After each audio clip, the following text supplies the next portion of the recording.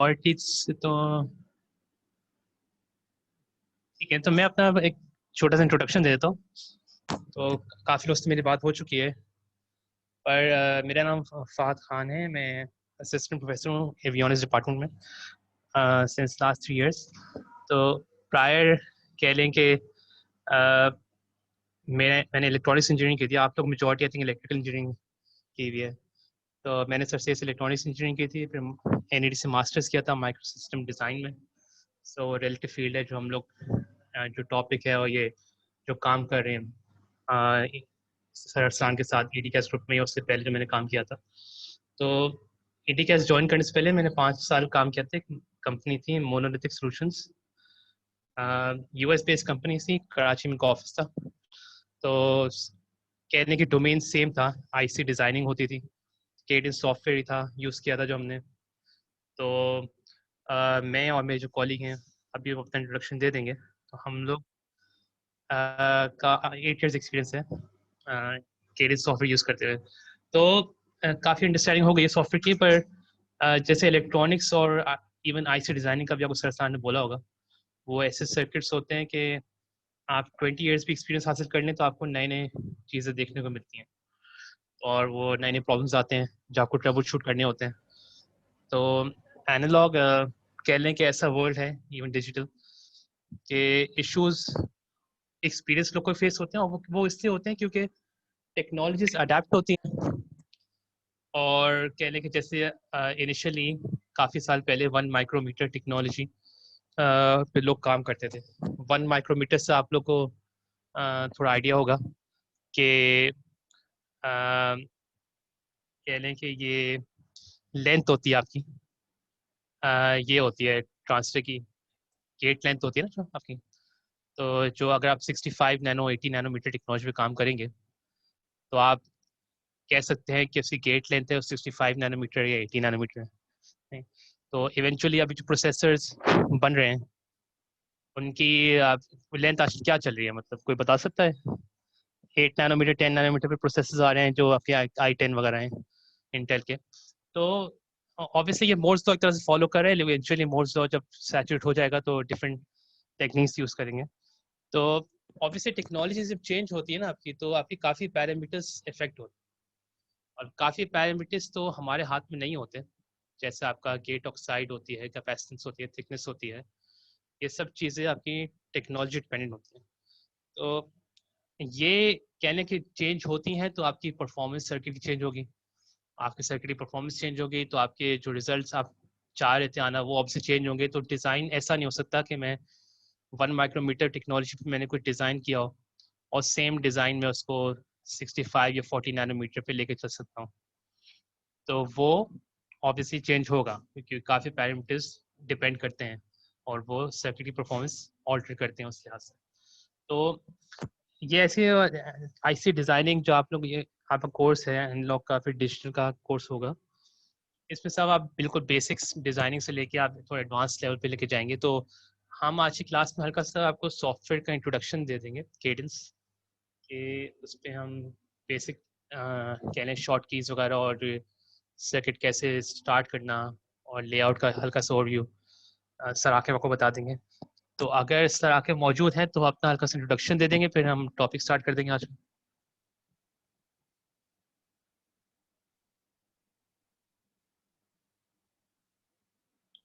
I think अभी है नहीं सर। तो अगर बिलाल, मैं क्या स्क्रीन शेयर कर सकता हूँ अपनी, या फिर जी, तुम्हारे जी, पास? आप नहीं ऑप्शन है आपको मैंने कर दिया, आपका स्क्रीन शेयर कर लूँ। अच्छा, 1 मिनट मुझे देंगे, मैं दोबारा ज्वाइन कर लेता हूँ, या मैं आई थिंक किसी और अकाउंट से ज्वाइन किया हूँ। ठीक है, ठीक, ओके।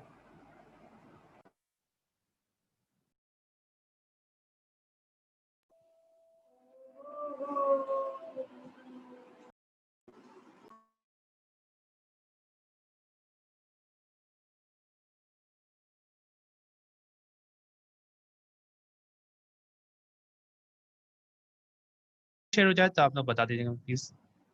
जी, हो रही है, स्क्रीन शेयर हो रही है। ठीक है।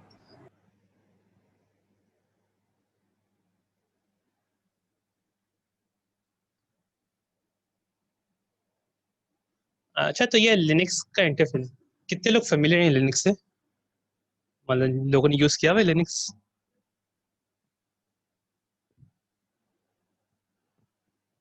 हैंड रेस करके बता सकते हैं आप लोग। अच्छा, मतलब म्यूट किया तुम सबको? सब म्यूट है ना, तो हैंड रेस करके बता सकते हैं। नहीं, अनम्यूट कर दें, फिर ट्राई करते हैं ऐसे, फिर अगर कुछ मतलब शोर होगा तो म्यूट कर लेंगे दोबारा। आई थिंक सबको अनम्यूट कर लेते हैं ताकि इन्वॉल्व हो सकें।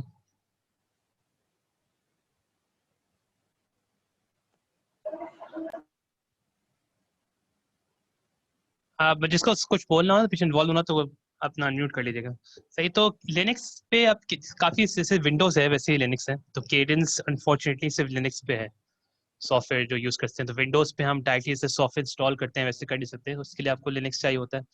तो वीएम वेयर वर्क स्टेशन होते हैं वो हम लोग यूज़ करते हैं, रेड हैट वगैरह जो होते हैं। इवेंचुअली आप कह लें कि केडेंस कह लें कि ने बड़ी नीश बनाई है मार्केट अपनी, तो इस काफ़ी यूनिक सॉफ्टवेयर हैं जो जैसे केडेंस है, जिस से डिज़ाइनिंग होती है। तो अब जैसे केडेंस बंद करके कह लें दोबारा कि चला के देखें। बंद करके दोबारा चला के देखें। कौन बंद कर गया? केडेंस जैसे मैं बता रहा था कि ये काफ़ी एक्सपेंसिव सॉफ्टवेयर है। सही। तो केडेंस मतलब कह लें कि जो कंपनीज होती हैं उनको $1 मिलियन का एक तरह से लाइसेंस होता है एक सिंगल नोड का। सिंगल नोड मतलब सिंगल यूजर एक टाइम पे यूज़ कर सकता है उसको। तो वो कह लें कि काफ़ी जो बड़ी कंपनीज होती हैं वो लोग इस सॉफ्टवेयर को बाय करते हैं और यूज़ करते हैं। और काफ़ी लोग इसको इंटरनली बाय भी करते हैं, मतलब 1 साल के लिए बाय कर लेते हैं जब उनको आईसी टेप आउट करनी होती है। नहीं। और कह लें कि काफ़ी लोग सर्विस प्रोवाइड करते हैं, मतलब वो अपना कुछ पोर्शन रखे जो भी। तो सॉफ्टवेयर काफ़ी एक्सपेंसिव होता है इसका। कह लें कि जैसे आप लोग हर कोई Windows I think crack use करता होगा, तो वैसे बहुत इतना ईजी होता है क्रैक करना इसको। और कह लें कि मतलब काफ़ी लोग करते भी नहीं है। जैसे अब अकेडमिया में जो एडवांटेज ये होता है कि as a research oriented site जो है आपकी इंस्टीट्यूट्स वगैरह होती हैं, तो इनको काफ़ी सब्सिडाइज रेट पे आपको लाइसेंस प्रोवाइड होता है। तो जैसे कह लें कि 20-30,000 का होता है लाइसेंस, 3 इयर्स या लाइफ टाइम का होता है, कंपेयर टू जो आपकी कंपनीज होती हैं जो इसको बाय करती हैं $1 बिलियन, $2 बिलियन पे। तो उसमें आप ऑब्वियसली इनकी कुछ कंडीशंस होती हैं। अब जैसे कीट एक वाहिद इंस्टीट्यूट है कराची में, एटलीस्ट आई थिंक, मुझे पता नहीं सिंध में तो है, पाकिस्तान का पता नहीं। तो जिसके पास केडेंस का लाइसेंस, मतलब एक्टिव लाइसेंस है केडेंस का। और डॉक्टर डॉक्टर असलान ने इसको लाइसेंस खरीदा था के मतलब प्रोजेक्ट से। और कह लें कि हम जैसे हम जो हमने रिसेंटली हमने आईसी टेप आउट किया है, सर नसान ने आपको बताया होगा, प्रोजेक्ट एक नाइट है जिस पे काम कर रहे थे हम लोग, जिसका मैं टीम लीड था और आके मैं टास्क लीड है उसके। तो हम लोगों ने उस पे सॉफ्टवेयर पे काम किया था, मतलब जो का कह लें कि लाइसेंस सॉफ्टवेयर। तो इसमें अब काफ़ी कंडीशंस इस तरह से होती हैं कि रिसर्च ओरिएंटेड आप आईसी टेप आउट कर सकते हैं, मतलब जिसका कोई कमर्शियल स्कोप नहीं है, मतलब कमर्शियली आप उसको यूज़ नहीं कर सकते क्योंकि ये रिसर्च के लिए आपको लाइसेंस प्रोवाइड किया होगा। तो काफ़ी लॉजिस्टिक्स होती हैं उसमें, तो उस पर हम नहीं जाते। लेकिन एक बताने का मकसद ये था कि कीट एक ऐसी इंस्टीट्यूट है जिस पास लाइसेंस है केडिस का, और वो लैब में इवेंचुअली जब आप लोग आई थिंक जो कराची आएंगे, मेजोरिटी तो आई थिंक अब इस्लामाबाद में ही है, तो जब कराची आएंगे तो आप डिज़ाइन सेंटर तो ऑन कैंपस क्लासेस होंगी तो आपको विजिबली दिखा भी देंगे। तो हम अब केडेंस पे, जैसे आप लोग को इवेंचुअली प्रोवाइड किया जाएगा केडेंस सॉफ्टवेयर यूज़ करने को। तो अभी तो सिर्फ इंट्रोडक्शन है, तो इंटरफेस से फैमिलाइज कर रहे हैं आप लोगों को कि कैसे काम करते हैं सर्किट्स वगैरह। तो बेसिक कॉन्सेप्ट ये सारे वही हैं जो आप लोग कोर्स में पढ़ेंगे, एआईसीडी कोर्स में आप लोग जो पढ़ रहे हैं, वही चीज़ें यहाँ इम्प्लीमेंट हो सकती हैं। तो ये एक अच्छी बात होती है। और प्रैक्टिकली आप इसको इवेंचुअली जब आपको प्रोवाइड करेंगे कुछ इसका एक्सेस वगैरह इन फ्यूचर, तो उस पर आप अपना वो जो कॉन्सेप्ट है उसको प्रूव भी कर सकते हैं। ठीक है। तो ये जैसे मेरा डेस्कटॉप है, अब इसमें जैसे विंडोज सॉफ्ट इंस्टॉल थे वैसे लिनक्स पे सॉफ्ट इंस्टॉल करते हैं। तो अब जैसे हमने यहाँ इधर हमने इंस्टॉल किया हुआ है अपना, कह लें कि केडेंस सॉफ्ट इंस्टॉल किया हुआ है। तो मैं हल्का सा इसको एक्सेस कर लेता हूँ ताकि फिर हम उसको स्टार्ट कर सकें, आप यहाँ का इंट्रोड्यूस कर लेंगे। तो ये तो मैं कमांड लाइन से एक्सेस कर रहा हूँ, बेसिकली सॉफ्ट फोल्डर्स पे जाके आप लोग एक्सेस भी कर सकते हैं इसको, ये मसला है। तो अब जैसे ये मेन आपकी अब सॉफ्टवेयर आपका लॉन्च हो गया, तो ये कुछ विंडोज़, इस विंडोज से तो हमने लॉन्च किया था केडेंस। ये आपका मेन वर्चुओसो है, और एक ये लाइब्रेरी मैनेजर है। तो लाइब्रेरी मैनेजर तो आप बंद कर सकते हैं, इसका कोई मसला नहीं है, आप दोबारा खोल भी सकते हैं, लेकिन प्रैक्टिस हम लोग एक बार हमने खोल लिया तो हम बंद नहीं करते हैं इसको, और टूल से दोबारा जाके आप लाइब्रेरी मैनेजर एक्सेस कर सकते हैं। ये जो बाकी तो विंडोज़ हैं, इनको अगर आपने बंद कर दिया तो एक तरह से ये आप सॉफ्टवेयर को क्लोज करें, तो इनको फिलहाल साइड पे ही आप मिनिमाइज करके रख सकते हैं। तो ये मेन आपका स्टार्टिंग पॉइंट है एज अ केडेंस सॉफ्टवेयर का यूज़ करना। आपको ये लाइब्रेरी मैनेजर है, इसमें आपकी लाइब्रेरी सारी बनी हुई हैं जो जिन पर हमने डिज़ाइन वगैरह किया था। तो बिलाल, मेरी आवाज़ तो आ रही है ना वैसे? जी आ रही है, आपकी आवाज़ आ रही है।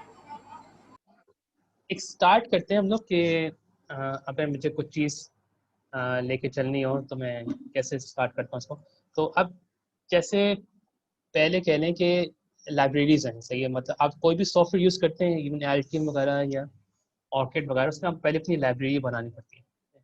उसी लाइब्रेरी में आप काम करेंगे तो इवेंचुअली हम एक ही लाइब्रेरी में सारा जो आप लोग डिज़ाइनिंग या प्रैक्टिस करते रहेंगे वो उसी लाइब्रेरी के अंदर आपका बिल्डअप होता रहेगा और सेव होता रहेगा। तो पहले लाइब्रेरी बनाने से पहले मैं आपको सिर्फ बता दूं कि आप लोग को नॉलेज है पीडीके क्या होता है? पीडीके जिक्र होता है अक्सर, पीडीकेस क्या होती हैं? मतलब कोई बोल सकता है अगर? बिलाल तुम्हें पता है या इरफान तुम्हें पता है, किसी को आइडिया प्रोग्राम है? प्रोग्राम डेवलपमेंट किट पैकेज, या मतलब एक सेट ऑफ रूल्स होते हैं कि मतलब किसी भी फैब के किसी भी फैब के सेट ऑफ रूल्स होते हैं कि उसमें क्या क्या मतलब कौन कौन सी लेयर्स अवेलेबल हैं, ये सारी चीज़ें।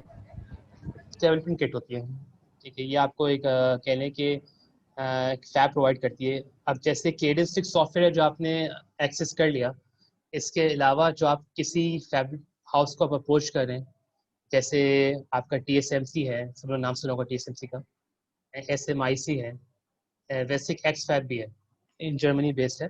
तो ये फैब हाउसेस हैं, ये इनकी इनके पास पीडीकेस होती हैं, मतलब वो टेक्नोलॉजी डिपेंडेंट होती है। वन माइक अगर कहलें काफ़ी लेयर्स और काफ़ी कहने सेल्स वगैरह डिपेंडेंट होती हैं। अब जैसे 1 माइक्रोमीटर की पीडीके होगी, उसमें सारे ट्रांजिस्टर्स, सारी लेयर्स वगैरह सब कुछ 1 माइक्रोमीटर की होंगी, और इवन उसमें भी काफ़ी डिफरेंट पीडीकेस होती हैं। हम जैसे XH018 पीडीके थी, उस पर काम कर रहे थे, 180 नैनोमीटर टेक्नोलॉजी थी, सही। तो वो एक पीडीके होती है जो आपको फैब हाउस प्रोवाइड करता है।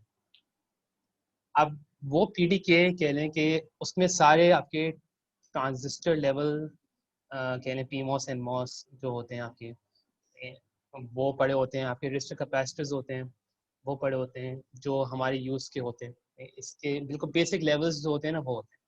अब जैसे अगर मुझे ओपैम्प डिज़ाइन करना है तो मुझे ओपैम्प ट्रांजिस्टर की हेल्प से करना होगा। अगर मुझे सीमॉस स्विच डिज़ाइन करना है तो मुझे पीमॉस एनमॉस की हेल्प से करना पड़ेगा। आपको बिल्कुल ही बॉटम लेवल के आपको सर्किट्स मतलब कह लें आपको सेल्स मिलेंगे, तो उसमें आपको पीमॉस एनमॉस, जैसे अगर मैं यहाँ खोलूँ, ये प्रिमलिब इनकी थी, इसमें ये सारे आपको अगर देखो तो हम लोग जब पीमॉस यूज़ करेंगे वो आपका PL होगा, इस नाम से पीमॉस होगा। ये मैं आपको दिखा दूंगा खोल के।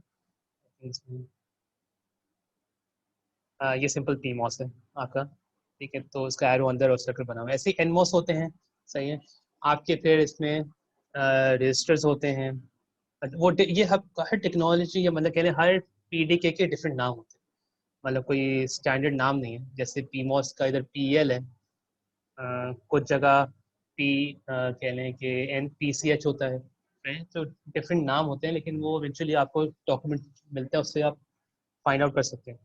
तो बेसिक्स जो सेल्स हैं, PMOS NMOS register capacitors, even inductors वगैरह, ये इस लाइब्रेरी में आपको अवेलेबल होंगे, और फिर इसकी हेल्प से हम बाकी सेल्स बनाएंगे। अब डिपेंडिंग ओपैम्प के लिए मैं ओपैम्प डिज़ाइन करूँगा तो ट्रांजिस्टर्स यूज़ करूँगा मैं, जैसे कह लें कि CMOS बनाऊँगा तो मैं पीमॉस एनमॉस यूज़ करूँगा। इवन कोई मैं कंपैरेटर बनाऊँगा तो मैं ट्रांजिस्टर से बनाऊँगा, तो उस लेवल के सर्किट्स अवेलेबल नहीं होते। तो अब पीडी के लिए हमें हमारे पे एक्सेस है, अब केडेंस का एक्सेस है फर्स्ट एंड फॉरमोस्ट, फिर पीडी का एक्सेस है हमारे पास।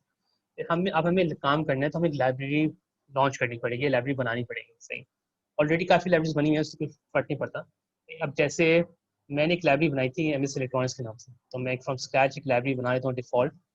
तो फाइल न्यू पे जाके लाइब्रेरी है आपका, इसमें जाके आप कोई भी न्यू लाइब्रेरी कोई भी नाम रखते हैं, कोई भी अगर इससे काम कर रहा है सही, तो उसमें XYZ एंड कोई भी नाम रख दे बंदा लाइब्रेरी का, सही, वो आपकी चॉइस है। तो अब ये आप लाइब्रेरी जब बनाएंगे तो वो आपसे कुछ चीज़ें पूछेगा, मतलब एक चीज़ तो पूछता है टेक्नोलॉजी फाइल आपको प्रोवाइड करनी है न्यू लाइब्रेरी की। ये टेक्नोलॉजी फाइल क्या होती है, जो आपको पीडीके के अंदर मौजूद होती है, जो आपको फैब प्रोवाइड करती है। सही, इससे आपको लिंक करना होता है अपनी नई लाइब्रेरी। तो हम इसको attach to existing technology file कर दें, क्योंकि हमारे पास टेक्नोलॉजी फाइल अवेलेबल है, तो हम उससे सिंपली अटैच कर देते हैं। बाकी पैरामीटर्स हैं, बाकी मतलब बाकी ऑप्शंस हैं जो हम यूज़ नहीं करते, तो अटैच करते हुए हमारे पास अब ये भी कह लें कि ये आपको सब इंफॉर्मेशन प्रोवाइड की जाएगी। हमें पता है कि हमारी जो टेक्नोलॉजी लाइब्रेरी है वो tech_x018 के नाम से है, तो इससे बस हमें इसको लिंक करना होता है। तो ये हमारी कहने की लाइब्रेरी तरह से बन जाती है। अब ये जैसे XYZ लाइब्रेरी का नाम है, ये आपने बना ली है। अब इससे पहले मैं एक MS इलेक्ट्रॉनिक्स के नाम से लाइब्रेरी बना चुका था, तो सेम प्रोसेस मैंने यूज़ किया था, मतलब सेम प्रोसीजर मैंने यूज़ किया था MS इलेक्ट्रॉनिक्स का, जिसमें मैंने XYZ पे किया। ठीक है, तो अब एक लाइब्रेरी आपके पास पीडीके है, आपने एक लाइब्रेरी बना ली। अब इस लाइब्रेरी में आपको सारे काम करने हैं। सही, तो अब हम जैसे कह लें कि हमें अगर एक ट्रांजिस्टर को स्टार्ट करना है, सही, ट्रांजिस्टर हमें समझने के कुछ भी डीसी एनालिसिस करने हैं ट्रांजिस्टर की कुछ भी, तो हमें एक स्कीमेटिक बनानी पड़ेगी, एक सेल बनाना पड़ेगा। तो वो जो जिस लाइब्रेरी में आपने बनाई है, सही, उस लाइब्रेरी में जाके अभी हम MS इलेक्ट्रॉनिक्स की लाइब्रेरी को यूज़ करेंगे। मैं अगेन फाइल न्यू, पहले हमने लाइब्रेरी करा था, अब हम सेल व्यू कर लेंगे। सही, तो सेल व्यू में यहाँ जाके मैं कोई भी नाम रख सकता हूँ स्कीमेटिक। सही है, ये मेरी चॉइस है, मैंने ट्रांस सिस्टम रखी है। सही है, तो आप कुछ भी रख सकते हैं, ये आपकी बस आपको पता होना चाहिए कि आपने क्या रखा है, ताकि तो लोग बिल्कुल सर्किट के कह लें कि जैसे पास गेट होता है तो पास अंडरस्कोर LVT रख लेते हैं, LVT मतलब लोअर थ्रेशोल्ड वोल्टेज होता है। नहीं, तो ट्रांस से मतलब मैं ट्रांस के सेम मैं बना रहा हूँ। अब ये आपका एक ब्लैक होल टाइप खुल गया है, जिसमें आपका कह रहे हैं आपको स्कीमेटिक खुल गई, ऊपर से नाम सारा लिखा रहा होता है। अब आपको एक आप सेल कॉल करके इसका एक कहने के देख सकते हैं कि इसका मतलब किस तरह काम करता है। अब जैसे अगर हम दो तीन बिल्कुल बेसिक्स लेके चलते हैं हम, जैसे इवेंचुअली अगर मैं आई से करता हूँ, आई से इंस्टेंशिएट होता है, मतलब कुछ चीज़ ऐड होती है। तो आप जैसे इवेंचुअली आप लोग को पता नहीं शुरू में कि क्या लाइब्रेरी का नाम क्या है, सेल व्यू का नाम क्या है। तो अब जैसे हमें पता है कि प्रिमलिव है, ये लाइब्रेरी है जहाँ पे सारे सेल्स मौजूद हैं, और सेल का नाम है NEL। सही है, ये NMOS है। अगर किसी को यहाँ से एक्सेस नहीं है तो यहाँ से सर्च कर सकते हैं प्रिमलिव पे जाके NEL और सिंबल सेलेक्ट करके क्लोज कर सकते हैं। तो ये आप सिंपल इसको एक ऐड कर सकते हैं अपने स्कीमेटिक के अंदर। ये आपका बिल्कुल स्कीमेटिक पेज है, इसमें आप कुछ भी प्लेस कर सकते हैं। ठीक, तो हमने एक सिंपल NMOS इसमें ऐड कर लिया है, ये NMOS अवेलेबल है हमें पीडीके के साथ मिला था, NEL नाम है इसका। अब ये कुछ पैरामीटर्स हैं, काफ़ी पैरामीटर्स हैं जो हमारे लिए नहीं है। सही है, तो कुछ पैरामीटर्स जैसे लेंथ और विड्थ है, ये आप लोग को आइडिया है कि लेंथ क्या होती है और विड्थ क्या होती है। सही है, तो नंबर ऑफ फिंगर्स मल्टीप्लायर्स एक ऐसी चीज़ है जो आपका विथ से मल्टीप्लाई होकर आपके पास आती है। तो अभी हम नंबर ऑफ फिंगर्स मल्टीप्लायर्स को देखते नहीं है, ये ज़्यादा कंसर्न लेआउट के पॉइंट से ज़्यादा होता है, वो आपको थोड़ा ब्रीफ कर देंगे। लेकिन हमारे दो पैरामीटर्स इंपॉर्टेंट है, विथ और लेंथ। तो अब अगर जैसे मैंने नंबर ऑफ फिंगर्स बने मल्टीप्लायर्स बने हैं, तो टोटल जो मेरी फिंगर की विथ है, मतलब एक फिंगर की विथ मेरी 2 माइक्रोमीटर है और लेंथ मेरी 180 नैनोमीटर है। ये लेंथ 180 नैनोमीटर आपकी मिनिमम है, तो ये टेक्नोलॉजी डिफाइन करती है। मतलब अगर मेरी टेक्नोलॉजी 180 नैनोमीटर है तो मेरी लेंथ 180 नैनोमीटर से कम नहीं हो सकती, 180 नैनोमीटर से ज़्यादा ही लेंथ होगी मेरी। तो मिनिमम लेंथ अभी ट्रांसफर सेलेक्ट हुआ हुआ है, विथ आपकी 2 माइक्रो सेलेक्ट हुई हुई है, हम इसको 1 माइक्रो कर लेते हैं चेक करने के लिए। तो अब जैसे एक चीज पैरामीटर है ये डिवाइस विथ, ये बेसिकली आपको क्या बता रहा है कि ये टोटल ट्रांजिस्टर की विथ कितनी है। अब ये एक फॉर्मूला होता है, इसमें नंबर ऑफ फिंगर्स अगर मैं बढ़ा दूंगा ना इसको, तो मेरी टोटल विथ है, उसका फॉर्मूला होता है विथ पर finger times number of fingers या टाइम्स मल्टीप्लायर। तो अब जैसे मैंने नंबर ऑफ फिंगर्स 10 कर ली, तो मेरी फिंगर विथ से मल्टीप्लाई होकर मेरी लेंथ टोटल 10 माइक्रो आ गई। अब अगर मल्टीप्लाई 2 भी कर लूँगा तो यहाँ शो नहीं हो रहा, लेकिन आपकी टोटल विथ 20 माइक्रो हो गई। तो इवेंचुअली आप विथ वगैरह एक बढ़ाने का ही तरीका होता है। दूसरा तरीका है मैं डायरेक्ट फिंगर पर विथ को मैं 10 टाइम्स कर दूँ। तो हम लोग एज ए डिज़ाइनर्स तो इसकी इंपॉर्टेंस हमारे लिए कुछ है ही नहीं, मतलब ज़्यादा इंपॉर्टेंस फिलहाल होती है लेकिन ज़्यादा इंपॉर्टेंस हमारे लिए है नहीं। ये लेआउट के पॉइंट ऑफ व्यू से थोड़ा इंपॉर्टेंट होता है कि ट्रांजिस्टर के डायमेंशंस विथ और लेंथ वगैरह साइज है किस तरह प्लेस हो रहा है, वो सब इस पर डिपेंड करता है। तो वो चीज़ आपको थोड़ा सा और दे देंगे आगे।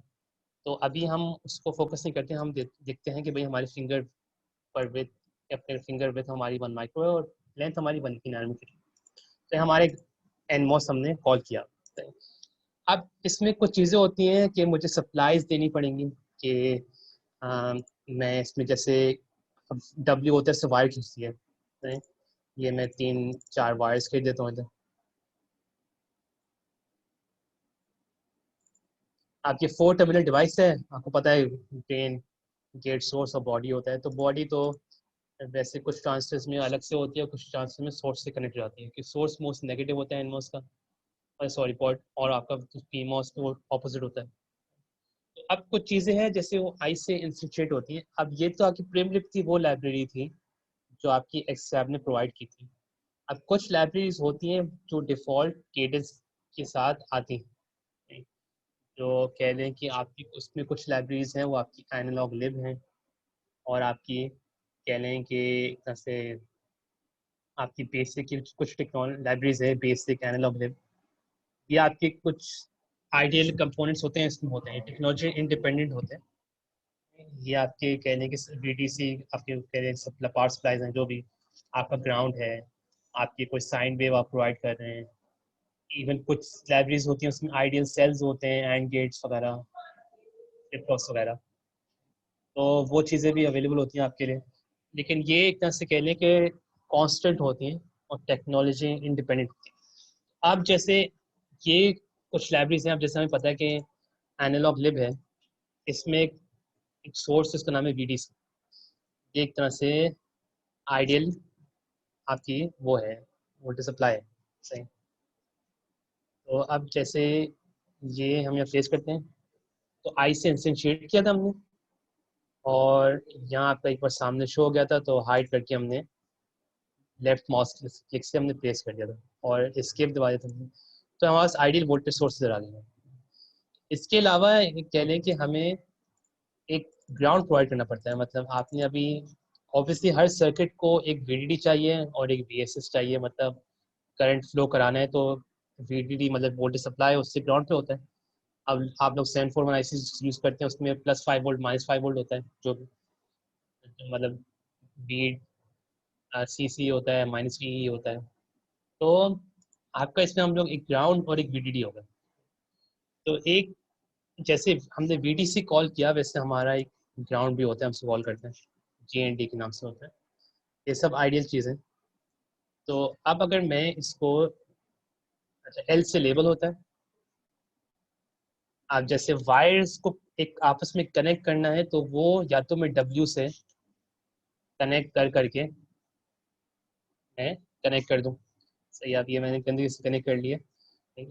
एक तो ये तरीका है वायर को कनेक्ट करने का, तो आपने कनेक्शन पाथ बना दिया। एक और तरीका क्या होता है लेबल से कनेक्ट करने का। तो वर्चुअली आप कहने की तरह से कनेक्ट करने का, मैं 2 लेबल सेम नाम के देता हूँ तो वर्चुअली कनेक्ट हो रहा है। तो जैसे मैं VSS यहाँ दे देता हूँ और मैं सेम VSS का लेबल देके मैं यहाँ दे देता हूँ, तो आपके ऊपर टॉप लेफ्ट पे हमारा चेक सेव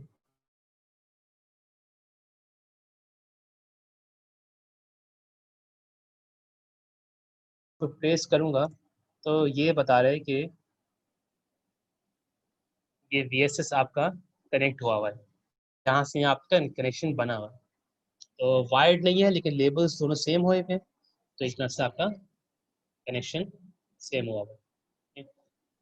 तो ये आपने ग्राउंड कनेक्ट कर दिया, अब आपको VDD भी कनेक्ट करना है। नहीं तो सेम आपने जैसे VDC, इसके अंदर आपने 0 वोल्ट DC वोल्टेज दे दिया है। अब ये कहने के VDC के पैरामीटर्स हैं, आपको डिफाइन करने हैं कि आपको किस तरह यूज़ करना है। तो जैसे मैंने DC वोल्टेज अगर यहाँ 0 दे दिया, इसका मतलब है कि इस साइड पे तो ग्राउंड है, 0 वोल्ट है, और ये सीरीज में एक तरह से 0 वोल्ट लगा हुआ है, तो VSS भी 0 वोल्ट होगा। नहीं, अगर मैं कहने की एक और VDC कॉपी कर लेता हूँ, C से कॉपी होता है, तो ये शुरू में आप लोग Ctrl+C Ctrl भी दबा रहे होंगे, लेकिन इवेंचुअली आपको आदत पड़ जाएगी। इसमें C से कॉपी होता है। नहीं, तो अब C से कॉपी करके जैसे मुझे वायर कॉपी करनी है, मैं वायर को सेलेक्ट करके C दबाऊंगा तो कॉपी हो जाएगी और मैं इधर कनेक्ट कर दूंगा। अब मैं कह लें कि मैंने यहाँ C करके दोबारा कॉपी कर दिया।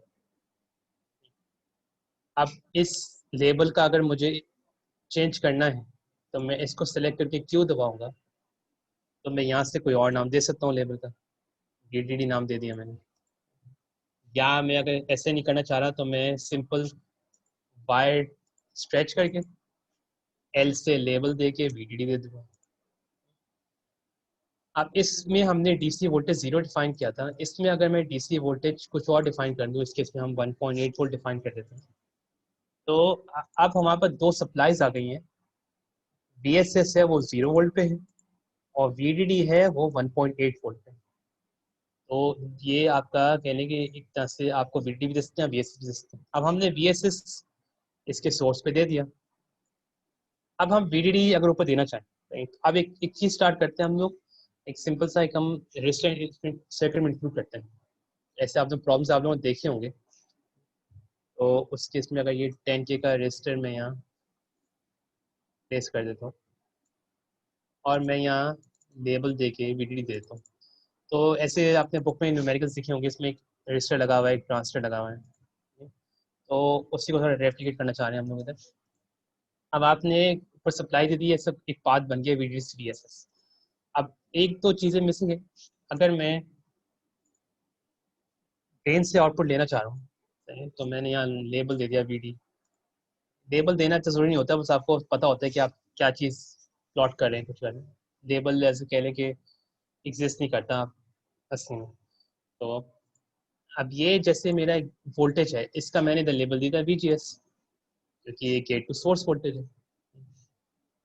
अब अगर मैं इसको कुछ प्लॉट करना चाहूँ तो मुझे अब आप एक मॉसफेट है वो क्या कहलाता है, अब इसमें करंट कंट्रोल करंट सोर्स कहलाता है, क्या कहलाता है? मॉसफेट तो वोल्टेज कंट्रोल डिवाइस है। कंट्रोल कौन सी सोर्स होती है?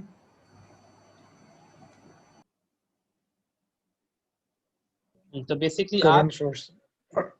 करंट सोर्स होती है, तो इसका मतलब ये होता है कि आप वोल्टेज वेरी कर रहे हैं और करंट चेंज हो रहा है, और वही फॉर्मूला आप लोगों ने पढ़ा हुआ भी है, IT is equal to half μ1 CoX W/L VGS minus VT square.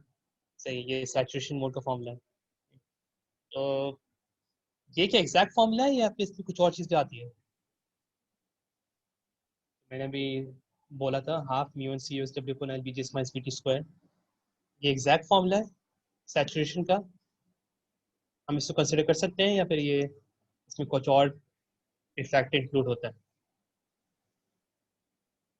Include होता है इसमें वो बॉडी इफेक्ट वाला पैरामीटर। तो बॉडी इफेक्ट आपने लास्ट क्लास में आई थिंक किया था, तो 1 प्लस लेमडा VDS होता है और वो चैनल मॉड्यूलेशन पे इफेक्ट करता है, इसकी वजह से भी होता है। तो अभी हम ये फॉर्मूला यूज़ कर सकते हैं। तो अब जैसे अगर मैं एक और कॉपी करके मैं यहाँ VGS सप्लाई का नाम दे दूँ, अब ये आपने DC वोल्टेज यहाँ मैं प्रोवाइड कर सकता हूँ या मैं एक वेरिएबल दे सकता हूँ कोई भी। वेरिएबल मतलब मैंने एक नाम दे दिया इधर। अब ये नाम कह रहे हैं कि मैं प्लेस कर दूंगा ना, तो असली में इसकी कोई वैल्यू नहीं है अभी, बस ये वेरिएबल है, आपने कुछ प्रोवाइड नहीं किया था। तो अगर आपको प्रोवाइड करना है तो आपको कहीं ना कहीं इसकी मेंशन करनी पड़ेगी वैल्यू क्या है, क्योंकि अभी तो गेट VGS से कुछ वोल्टेज है ना, मतलब कुछ भी हो सकता है, 200 मिली वोल्ट हो सकता है, 400 मिली वोल्ट हो सकता है, कुछ भी हो सकता है।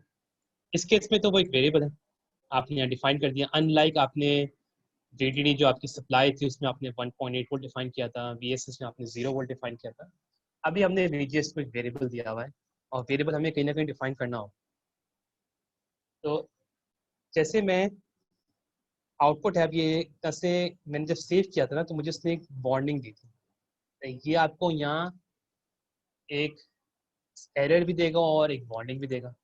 अब जैसे अगर मैं ये दो कनेक्ट कर देता हूँ तो उसने मुझे एक एरर दे दिया। वार्निंग छुप जाती है जब एरर सामने आता है, जब एरर आप खत्म कर देंगे तो वार्निंग शो हो जाएगी। अब एरर और वार्निंग्स हैं, ये हमें किस तरह कैंसिल आउट करनी पड़ती है। एरर्स तो बहुत इंपॉर्टेंट होते हैं हमारे लिए, क्योंकि एरर्स के बिना आपकी सिमुलेशन चलती नहीं। वार्निंग्स हैं वो अवॉइडेबल कहने होती हैं, मतलब उनको आपको काफ़ी लोग क्या करते हैं, सिर्फ मतलब वार्निंग ना आए तो कुछ चीज़ सर्किट को चेंज कर लेते हैं, और फिर कुछ लोग वार्निंग को रहने देते हैं। अब जैसे एरर ये बता रहे देयर इज एन एरर सही आपके सेट में, अब वो चीज़ से आप उसको ट्रेस करते हैं एरर है क्या। बेसिकली उसने बता दिया आपको कि आपका BGS VDD शॉर्ट हुआ है, और ऐसा आप नहीं कर सकते।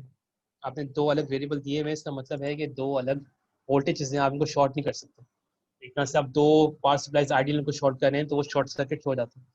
तो इसको करके मैं डिलीट कर दूंगा सेलेक्ट करके, तो मेरा सिर्फ एरर खत्म हो गया। अब ये वार्निंग आ रही है। अब वार्निंग इस सर्किट में वार्निंग इंपॉर्टेंट नहीं है, वो आपको पॉइंट आउट कर रहा है कि इस साइड पे वार्निंग है, लेकिन बस वो बताना चाह रहा है कि ये आपका फ्लोटिंग नेट पड़ा हुआ है। तो इसको भी आप फ्लोटिंग नेट रहने देंगे, कुछ फर्क नहीं पड़ता। कुछ लोग क्या करते हैं, फ्लोटिंग नेट हटाने के लिए एक आपका वो होता है नो कनेक्ट पैरामीटर होता है, वो प्लेस कर देते हैं। तो ये कुछ नहीं है, ये बस ऐसे कनेक्टर है जो अभी वार्निंग खत्म कर रहा है, असली में कहीं कनेक्शन जा नहीं रहा, बस ये वार्निंग खत्म कर रहा हो, कुछ नहीं। अब अगर मैं इस सर्किट का इसको चलाना चाहूँ तो एक लॉन्च से ADL और ADXL दो टेक्निक्स होती हैं, हम ADL यूज़ करते हैं। ये आपकी विंडो खोल ली है, ये आपका एक तरह से कहने की यहाँ आप कोई चीज़ पैरामीटर सेलेक्ट करेंगे, आप कहने की एनालिसिस करने के लिए आउटपुट सारी चीज़ यहाँ हो रही होती है। तो अब जैसे मैं कहूँ कि मैं सिर्फ DC एनालिसिस देखना चाह रहा हूँ, तो मैं यहाँ सेलेक्ट करके DC सेलेक्ट कर सकता हूँ। ये मैंने DC सेलेक्ट कर दिया। अब मैं DC एनालिसिस देख सकता हूँ। तो आप तो जैसे मॉसफेट्स अगर आपने पढ़े होंगे ट्रांजिस्टर, और जो आपने BJT पढ़े होंगे, इसमें DC एनालिसिस होता है और फिर आपका AC एनालिसिस होता है। स्मॉल सिग्नल वगैरह आप देखते हैं, और फिर आप शुरू में DC ऑपरेटिंग पॉइंट्स वगैरह सेट करते थे, आप ID जो करंट BGS वगैरह सारे वोल्टेज निकालते थे, वो आप DC में निकालते थे। तो हम DC देख सकते हैं क्या हो रहा है। नया आता है ना बंदा, अभी तुम तो अब क्या है कि मैंने एक वेरिएबल अप्लाई मतलब सर्किट में डाला था BGS के नाम से। तो अब वो वेरिएबल मुझे या शो नहीं हो रहा, तो मुझे वेरिएबल पे जाके कॉपी फ्रॉम सेल, मतलब स्कीमेटिक से कॉपी कर लो, कोई वेरिएबल आपने असाइन किया हुआ है तो एक वेरिएबल इधर आ जाएगा। अब यहाँ मैं कुछ भी वोल्टेज अप्लाई कर सकता हूँ। मैंने स्टार्ट में 500 मिली वोल्ट अप्लाई कर दिया। अब क्या हो रहा है कि एक मैंने अब एक तरह से देखा जाए, यहाँ मैं BGS 500 मिली वोल्ट दे रहा हूँ, या मैं इधर जाके डायरेक्ट 500 मिली वोल्ट लिख दूँ, वो एक ही बात है। यहाँ मैंने वेरिएबल दे दिया है और मैंने यहाँ अप्लाई कर दिया। इससे आसानी ये है कि मुझे अगर VGS चेंज करना है तो मैं यहाँ जाके चेंज कर लूँगा, मुझे बार बार सर्किट में जाके कुछ चेंज करना नहीं पड़ेगा। ठीक। अब अगर सर्किट में कुछ चेंज होता है ना, कुछ बहुत छोटी चीज़ भी चेंज होती है ना, सिंपल मैंने वायर को लंबा कर दिया या कुछ भी कर दिया, ठीक, वो आपसे मांगता है कि आप सर्किट मॉडिफाई हो गए, अब उसको नहीं पता किस लेवल की मॉडिफिकेशन हुई है। तो हमने सिंपल वायर खींची, हमने हालांकि सर्किट मॉडिफाई से कुछ नहीं किया, तो वो वायर खींचने पे भी बोलता है आपको चेक एंड सेव करें। और ये निशानी ये है कि ऊपर स्कीमेटिक साइड पे स्टार बना हुआ है या हिस्टेरिक बना हुआ है, ये बता रहा है कि आपका सर्किट मॉडिफाई हुआ है, आपको सेव करना पड़ेगा। तो आप चेक एंड सेव कर लेंगे तो वो स्टार हट जाएगा, तो अब आपका VGS जैसा था वैसा ही है। अब अगर मैं इसको चलाता हूँ ना, तो मैंने VGS फाइंड में इनवोल्व अप्लाई कर दिया, अब एक सिमुलेशन चल गई। इसमें कुछ अगर एरर्स आएंगे तो एरर्स आ जाएंगे, सही है, लेकिन इसमें बता दें 0 एरर है, तो आपकी सिमुलेशन चल चुकी है। अब ये मेरी सिमुलेशन चली हुई है, जो मेरा DC सिंपल चला। अब इसमें यहाँ जाके हम इसको डीसी नोड वोल्टेजेस अगर मैं सेलेक्ट करता हूँ तो सारे पॉइंट्स पे जो वोल्टेज बन रहे होंगे ना वो शो हो जाएंगे। वो बता देगा भाई आपका इधर 1.56 आ रहा है, इधर 1.8 आ रहा है।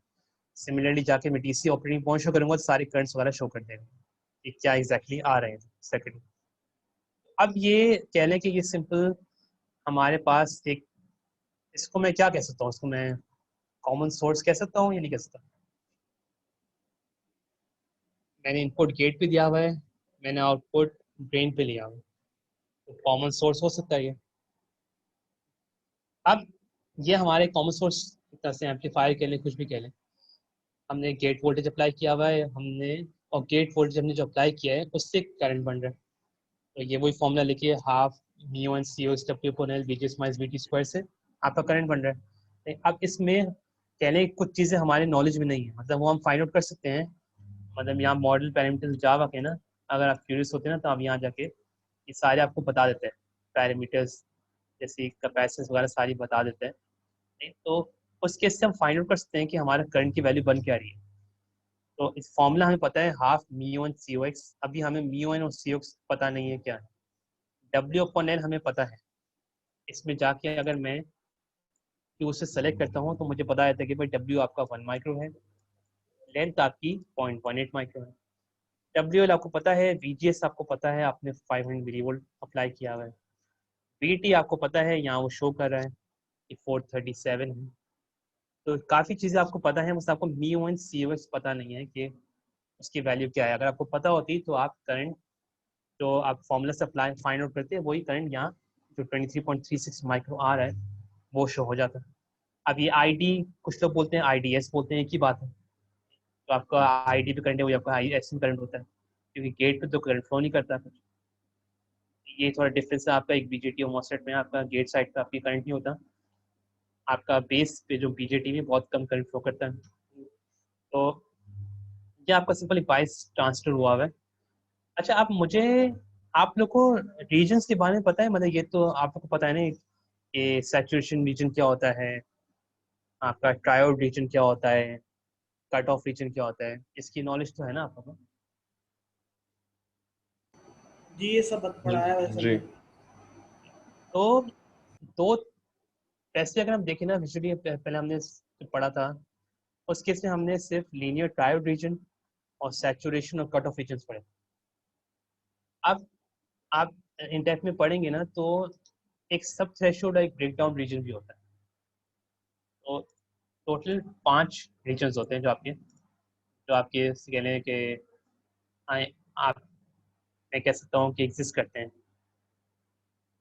आपके कहने के रियल लाइफ के लिए जो भी। तो अब जैसे एक रीजन है सही, यहाँ वो रीजन बता रहा है कि रीजन 2 पे आपका ट्रांजिस्टर बायस हुआ हुआ है। अब रीजन 2 कौन सा है? देखो, अब जो 5 रीजन्स है ना उसमें अगर यहाँ वैल्यू 0 लिखी है मतलब रीजन 0 कट ऑफ कहलाता है। रीजन 1 है ये लीनियर ट्रायोड रीजन कहलाता है। रीजन 2 है ये सैचुरेशन रीजन कहलाता है। सैचुरेशन रीजन को कुछ लोग स्ट्रॉन्ग इन्वर्जन भी कहते हैं।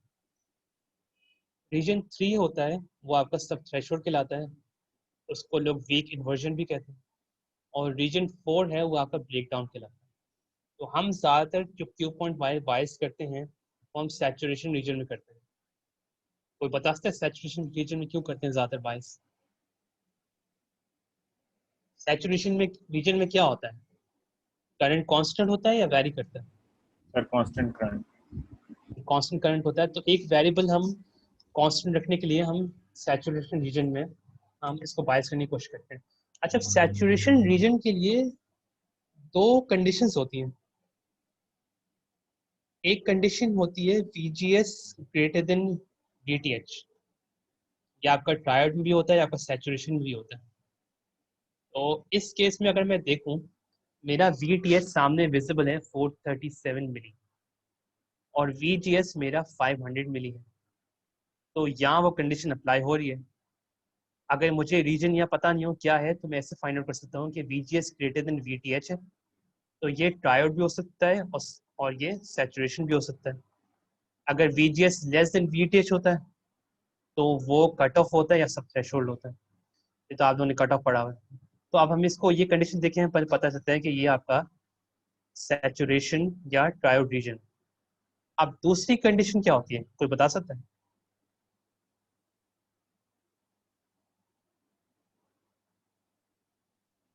दूसरी कंडीशन आपकी वी जी ओवर बोल। ड्राइव होती है ना उसमें, VDS से VDS बड़ा होना चाहिए V ओवर ड्राइव से। बिल्कुल एग्जैक्ट बिल्कुल। VDS greater than V over drive होता है, और V ओवर ड्राइव आपका VGS माइनस VT होता है। अच्छा, अब एक चीज होती है VGS माइनस VT, या जो V ओवर ड्राइव होता है ना, वो इधर VD सैट के नाम से शो किया जाता है। मतलब अगर V ओवर ड्राइव में बोल रहा हूँ तो वो VD सैट है। तो इस केस में अगर मैं बोल रहा हूँ कि VDS greater than V over drive है, या मैं बोलूँ VDS greater than VD sat है, तो वो एक ही बात है। तो इस केस में VDS मेरा 1.566 वोल्ट है, VD सैट मेरा 91 मिली है, तो ये कंडीशन भी ट्रू है। तो ये कंडीशन अगर ट्रू है और पुरानी वाली कंडीशन में ट्रू थी, तो मेरा सैचुरेशन रीजन है। अब VD सैट अगर आप देखेंगे ना, VGS माइनस VT करेंगे तो क्या बनता है, 63 बनता है, सही मिली। अब इसमें तो VD सैट गिवन होता है ना, इसमें काफ़ी चीज़ें और भी ऐड होती हैं, तो वो रफली कह लें कि एग्जैक्टली सेम नहीं होता, होना चाहिए एग्जैक्टली सेम, लेकिन वो काफ़ी चीज़ों पे डिपेंड करता है जो हमें पता नहीं था, हम उसको अभी इग्नोर कर रहे हैं। तो अप्रॉक्सीमेटली VGS माइनस VT जो ओवर ड्राइव होता है, वो आपका VD सैट भी होता है। तो ये अब दो कंडीशन यहाँ ट्रू हैं, तो हम ये कह सकते हैं कि हमारा जो ट्रांजिस्टर बायस हुआ हुआ है, ये सैचुरेशन रीजन में हुआ हुआ है। अब मुझे आपने बताएं कि ID VGS कर्व के बारे में पता है आपको? ID VGS कर्व क्या होते हैं?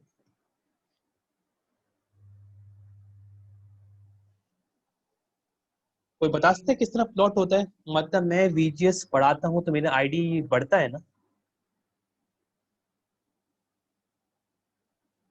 सही? तो यस कॉल करें कि एक एक्सपोनेंशियली VGS बढ़ाता हूँ, मेरा ID एक्सपोनेंशियली बढ़ता है या स्क्वायर लॉ से बढ़ता है। और ये स्क्वायर लॉ से क्यों बढ़ता है? क्योंकि फॉर्मूला बताता है आपको, इस केस में आपका VGS माइनस VT स्क्वायर में आ रहा होता है आपका, तो VGS में बढ़ाऊंगा तो मेरा ID स्क्वायर टाइम्स बढ़ेगा।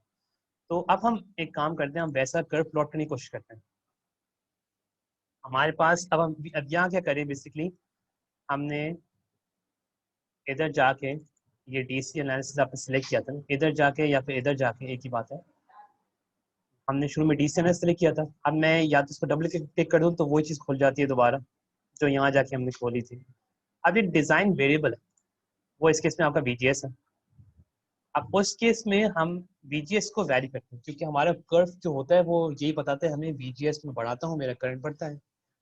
अगर मैं सिमुलेशन में VGS में डिफरेंट पॉइंट्स में बढ़ाऊँ, तो जैसे यहाँ हमने बोल दिया कि 0 से 0.9 वोल्ट तक हम इसको इंक्रीज कर रहे हैं, और एक स्टेप साइज है हमारा 0.05। तो ऑब्वियसली जब आप लाइन बनाते हैं वो डिफरेंट पॉइंट्स से बनाते हैं, तो हमारे डिफरेंट पॉइंट्स क्या हैं, 0 है, 50 मिली है, 100 मिली है, 50 मिली के स्टेप से इंक्रीमेंट होके वो 900 मिली वोल्ट तक जा रहे हैं। तो ये डिफरेंट पॉइंट्स पे आपको कहने के पैरामीटर सेव कर लेगा, और इवेंचुअली वो एक तरह से लाइन के फॉर्म में बना देगा। तो यहाँ हम VGS वैरी कर रहे हैं 0 से 0.9 वोल्ट तक, फिर हम लोग देख रहे हैं कि VGS वैरी करते हुए हमारा ID का रिलेशन क्या है। अच्छा, अब ID प्लॉट करना के लिए आपको है ना नोड सेलेक्ट करना पड़ता है। तो वोल्टेजेस है ना, वो आपके वायर्स में आप सेलेक्ट कर सकते हैं, मतलब वायर्स को सेलेक्ट करके आप प्लॉट कर सकते हैं। करंट्स के लिए आपके नोड्स होते हैं, ये जो कह रहे हैं रेड स्क्वायर बने हैं यहाँ पे नोड्स, तो इसको हमने सेव करना होता है। अच्छा, ज़्यादा इन्फॉर्मेशन हो रही है, उस पर फोकस नहीं करें, क्योंकि काफ़ी चीज़ें इवेंचुअली आपको प्रैक्टिस से आ जाएंगी, लेकिन अपने कॉन्सेप्ट पे फोकस करें कि कैसा रिस्पॉन्स आना चाहिए और कैसा आएगा, तो उस पर। तो या कुछ चीज़ मिस हो रही है, कुछ चीज़ अगर समझ नहीं आ रही ना, मतलब में कंट्रोल्स क्या है, तो इवेंचुअली विद टाइम जब आप लोग ऑन कैंपस वगैरह आएंगे, आपको सामने सॉफ्टवेयर यूज़ कराएंगे, तो उससे आपको फेमिलाइज हो जाएंगे।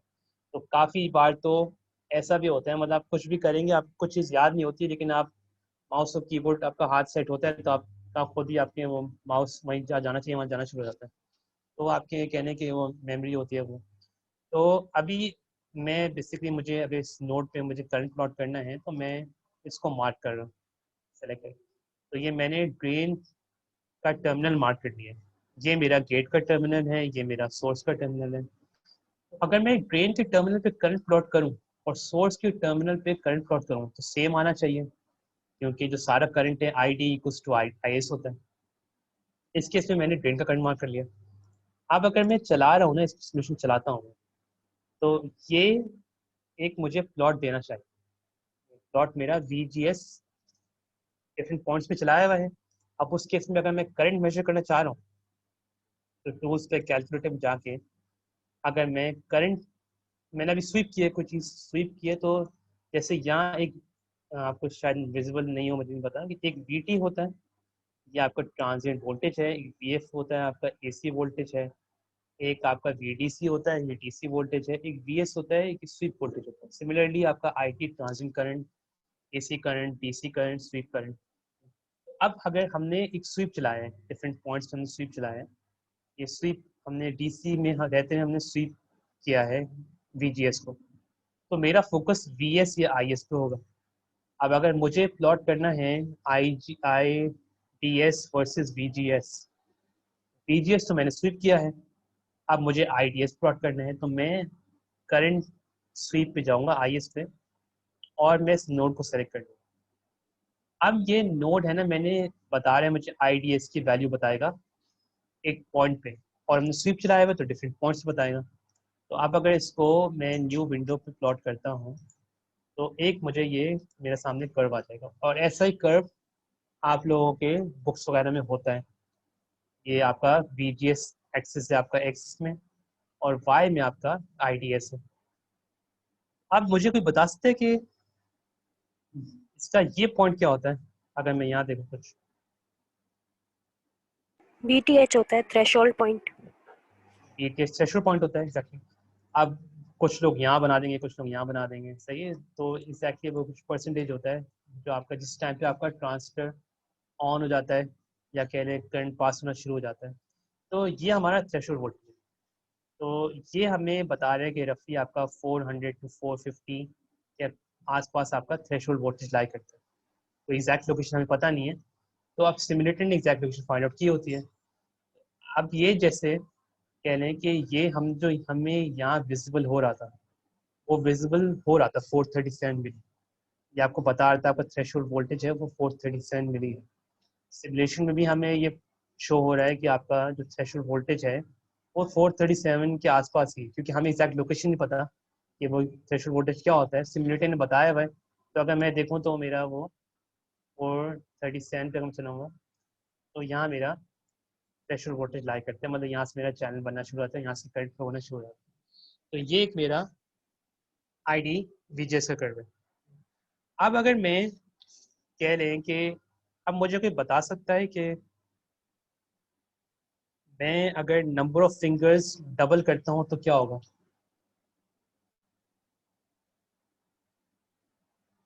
मतलब एग्जैक्टली क्या होना चाहिए अगर नंबर ऑफ फिंगर्स हैं, जो इस केस में नंबर ऑफ फिंगर्स छोड़े चले, मैं कहूँ अगर मैं विथ को डबल कर रहा हूँ, मतलब मैंने विथ को 1 माइक्रो से 2 माइक्रो कर दी। पहले विथ मेरी 1 माइक्रो थी, अब मैंने 2 माइक्रो कर दी, तो मैंने विथ ट्रांजिस्टर की डबल कर दी।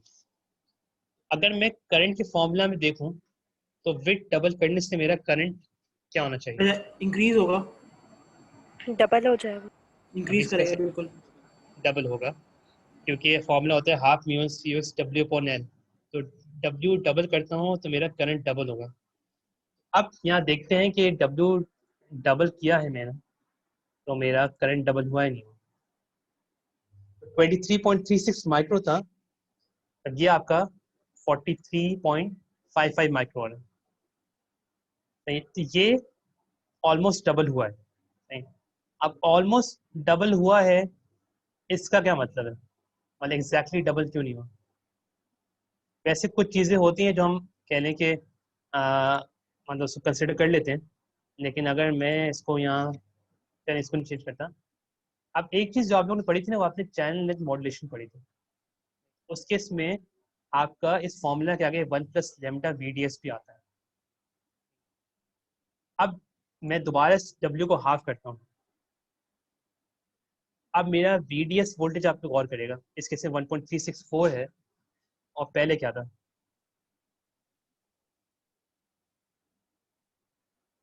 एक सेकंड, ये स्वीप बंद कर लेते हैं।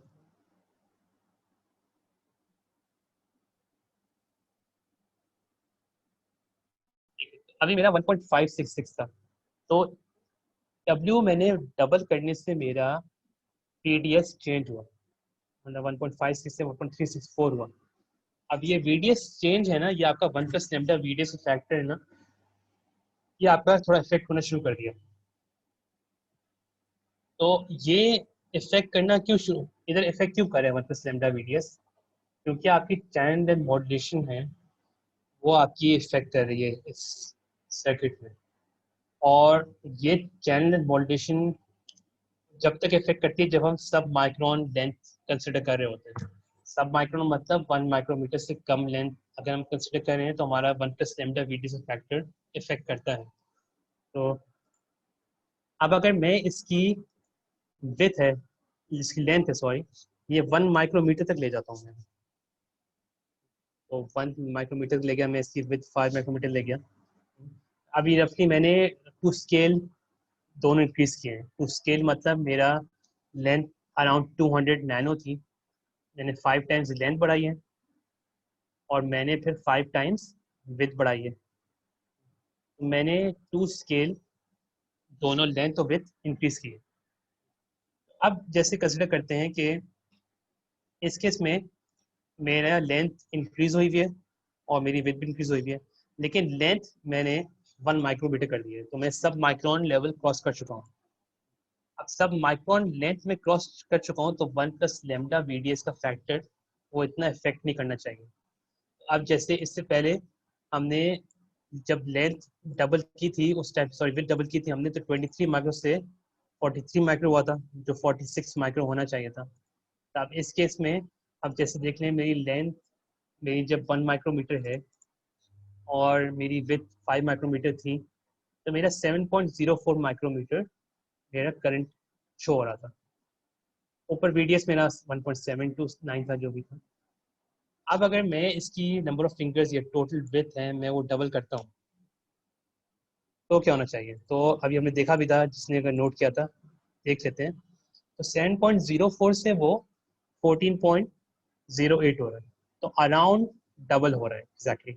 बेशक आपका VDS चेंज कर रहा है इस केस में, लेकिन आप लेंथ आपने 1 माइक्रोमीटर ले गए हैं, तो 1 प्लस लैम्डा VDS फैक्टर है वो अब इतना इफेक्ट नहीं कर रहा सर्किट में। तो इस पॉइंट पे मैं ये कह सकता हूँ कि मुझे कह लें कि अगर मैं ये कह सकता हूँ कि 1 प्लस लैम्डा VDS का फैक्टर मैं निगलेक्ट कर सकता हूँ अपने फॉर्मूला में। तो वैसे सिमुलेशन वाइज तो हम लोग उसको निगलेक्ट ही करते थे, तो लेकिन अगर मैंने लेंथ 1 माइक्रोमीटर से बढ़ा दी या उससे बराबर चला गया तो अब मेरा 1 plus lambda VDS factor include नहीं हो रहा सर्किट में, और वो शो हो रहा है एग्जैक्टली करंट आपका डबल हो रहा है। बेशक आपका VDS चेंज हो रहा है, लेकिन अब लैम्डा आपका इतना कम हो गया है ना, मतलब वो चेंज है वो निगलेक्ट कर रहा है इसको।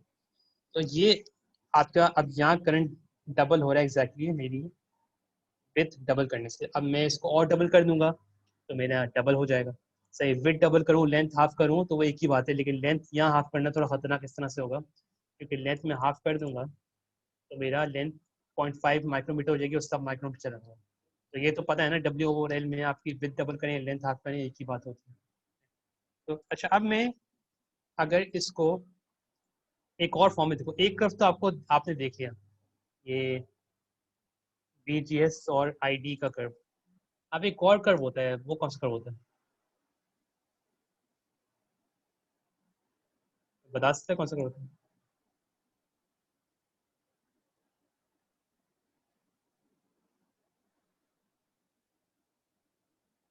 एक आपका ID VDS का कर्व भी होता है, ऐसे ही होता है ना, ID जैसे ID VGS का कर्व है, एक ID VDS का कर्व भी होता है। तो ID VGS का कर्व जैसे हमने देखा, तो आप लोग, मैं एक्सपेक्ट कर रहा हूँ आप लोग को आइडिया होगा कि ID VDS का कर्व क्या होता है। कोई बता सकता है ID VDS का कर्व क्या होता है? करंट एक्सपोनेंशियली इंक्रीज करता है VDS के साथ और फिर कांस्टेंट हो जाता है। मतलब एक्सपोनेंशियली लीनियरली इंक्रीज करता है और फिर एक टाइम पे आपका कांस्टेंट हो जाता है। तो वो आपका आईडी और वीडी से कर्व होता है। तो अब अगर मैं इसको प्लॉट करने की कोशिश करता हूँ, मतलब प्लॉट करने की कोशिश करता हूँ मैं कि अब उस केस में मैंने आईडी के साथ मैंने वीजीएस स्वीप किया था। अब यहाँ अगर मैं वीजीएस कांस्टेंट रह दूँ और मैं वीडीएस स्वीप करूँ, जैसे यहाँ जाके हमने पहले वीजीएस स्वीप किया था, अगर मैं यहाँ वीडीएस स्वीप कर दूँ तो क्या होगा। अब 0 से जाके मैंने कहने के 1.8 वोल्ट तक कर लिया मैंने, यहाँ मैंने 0.5 दे दी। अब मैं इस केस में वीडीएस स्वीप कर रहा हूँ। अच्छा, वो ये कह रहे हैं कि आपका एग्जिस्ट नहीं करता। एग्जिस्ट क्यों नहीं करता? क्योंकि यहाँ वेरिएबल शो नहीं हो रहा। हमने असाइन तो कर दिया वेरिएबल, लेकिन हमने यहाँ उसको जैसे लास्ट टाइम हमने किया था तो हमने इंक्रीज नहीं किया, मतलब ऐड नहीं किया। तो अब हम यहाँ ऐड कर दें अगर,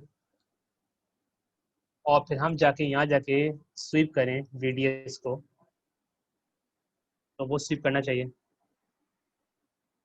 तो अभी हमने इसको स्वीप करना है, वीडीएस को हमने यहाँ चला के देखना है कि जैसे हमारे दिमाग में पिक्चर है वैसा रिस्पॉन्स आता है नहीं आता।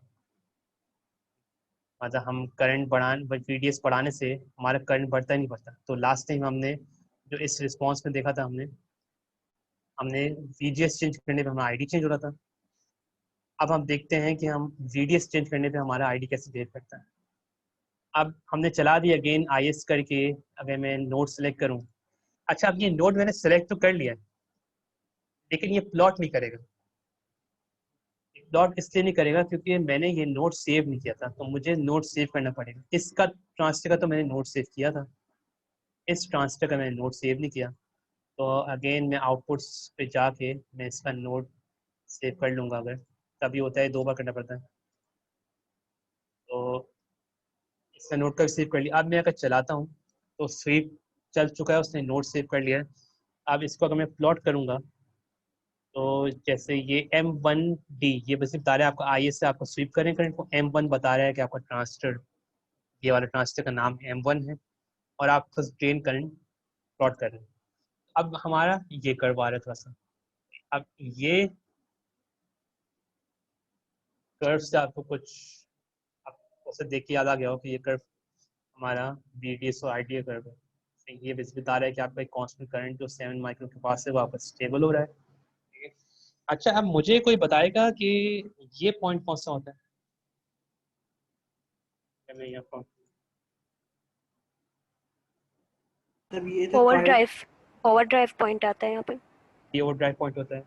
अब हमें वी ओ ड्राइव पता है कि हमारा क्या होता है, कि VGS माइनस VT होता है या VD सैट होता है। तो अगर मैं VGS माइनस VT करूँ तो मेरा रफली 90 मिली बनता है।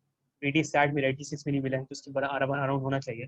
तो ये वोल्टेज की कहने के उसके अराउंड ही आ रहा है, 100 मिली आ रहा है। अब वो यहाँ भी उससे कि एग्जैक्ट लोकेशन पता नहीं थी वो ड्राइव क्या होती है। सिमुलेटर ने बता दिया आपका कि आपका इस पॉइंट पे ला सकता है ये वी ओ ड्राइव। और ये जो स्टेप्स आ रहे हैं ये थोड़े से लाइंस इसलिए आ रही है कि हमने कम स्टेप प्लॉट किए हैं, कम पॉइंट्स प्लॉट किए हैं। अगर मैं इसको और फाइन चला दूँ ना, या पॉइंट्स बढ़ा दूंगा मैं, तो वो थोड़ा सा लाइन थोड़ी सी स्मूथली शो कर देगा। अब जिसमें इसको रिफ्रेश करता हूँ तो थोड़ा स्मूथ लाइन हो गई क्योंकि मैंने ज़्यादा पॉइंट्स प्लॉट किए। तो ये हमारा VDS और IT का कर्व है। अब एक चीज़ लास्ट देख लेते हैं। अब एक होता है कि मल्टीपल लाइंस होती हैं, वो लाइंस क्या होती है? तभी देखा हमने, रिस्पॉन्स प्लॉट होता है बहुत। जी जी, वो डिफरेंट वैल्यू ऑफ VGS पे होता है। एग्जैक्टली। तो एक ये लाइन तो आपकी वो है, इस पे आपका VGS कांस्टेंट है जो आपने सिमुलेशन में आपने 500 मिली वोल्ट अप्लाई किया हुआ है। आप VDS चेंज कर रहे हैं। अब अगर मुझे दोनों वैरी करनी है तो बेसिकली मुझे इस केस में मुझे एक VGS की वैल्यू पे मुझे पूरा VDS वैरी कर रहा हूँ, फिर दूसरी VGS की वैल्यू में दोबारा VDS को वैरी कर रहा हूँ। तो एक तरीका तो ये है, मैंने जो स्वीप किया VDS को उस टाइम पे मैंने VGS 500 मिली वोल्ट रखा होता। अब या तो मैं इसको दोबारा स्वीप कर लूँ, दोबारा स्वीप कर लूँ और मैं यहाँ VGS 400 मिली वोल्ट रख देता हूँ। अब क्या करेगा वो, लाइन बनाएगा एग्जैक्टली, लेकिन इस केस में VGS मेरा 400 मिली वोल्ट होगा। तो अब अगर यहाँ मैं उसको प्लॉट करता हूँ तो मेरा वो 400 मिली वोल्ट पे प्लॉट कर दी लाइन। अब अगर मैं देख लूँ इसको मैं 450 मिली वोल्ट कर दूँ तो मेरा क्या होगा, तो मेरा 450 मिली वोल्ट पे मेरी लाइन प्लॉट हो जाएगी। नहीं तो आप इसको डिफरेंट पॉइंट से देख सकते हैं। अच्छा, एक चीज़ मुझे कोई बताएगा कि जब मैं VGS वैरी करता हूँ तो मेरा VO ड्राइव चेंज होता है नहीं होता?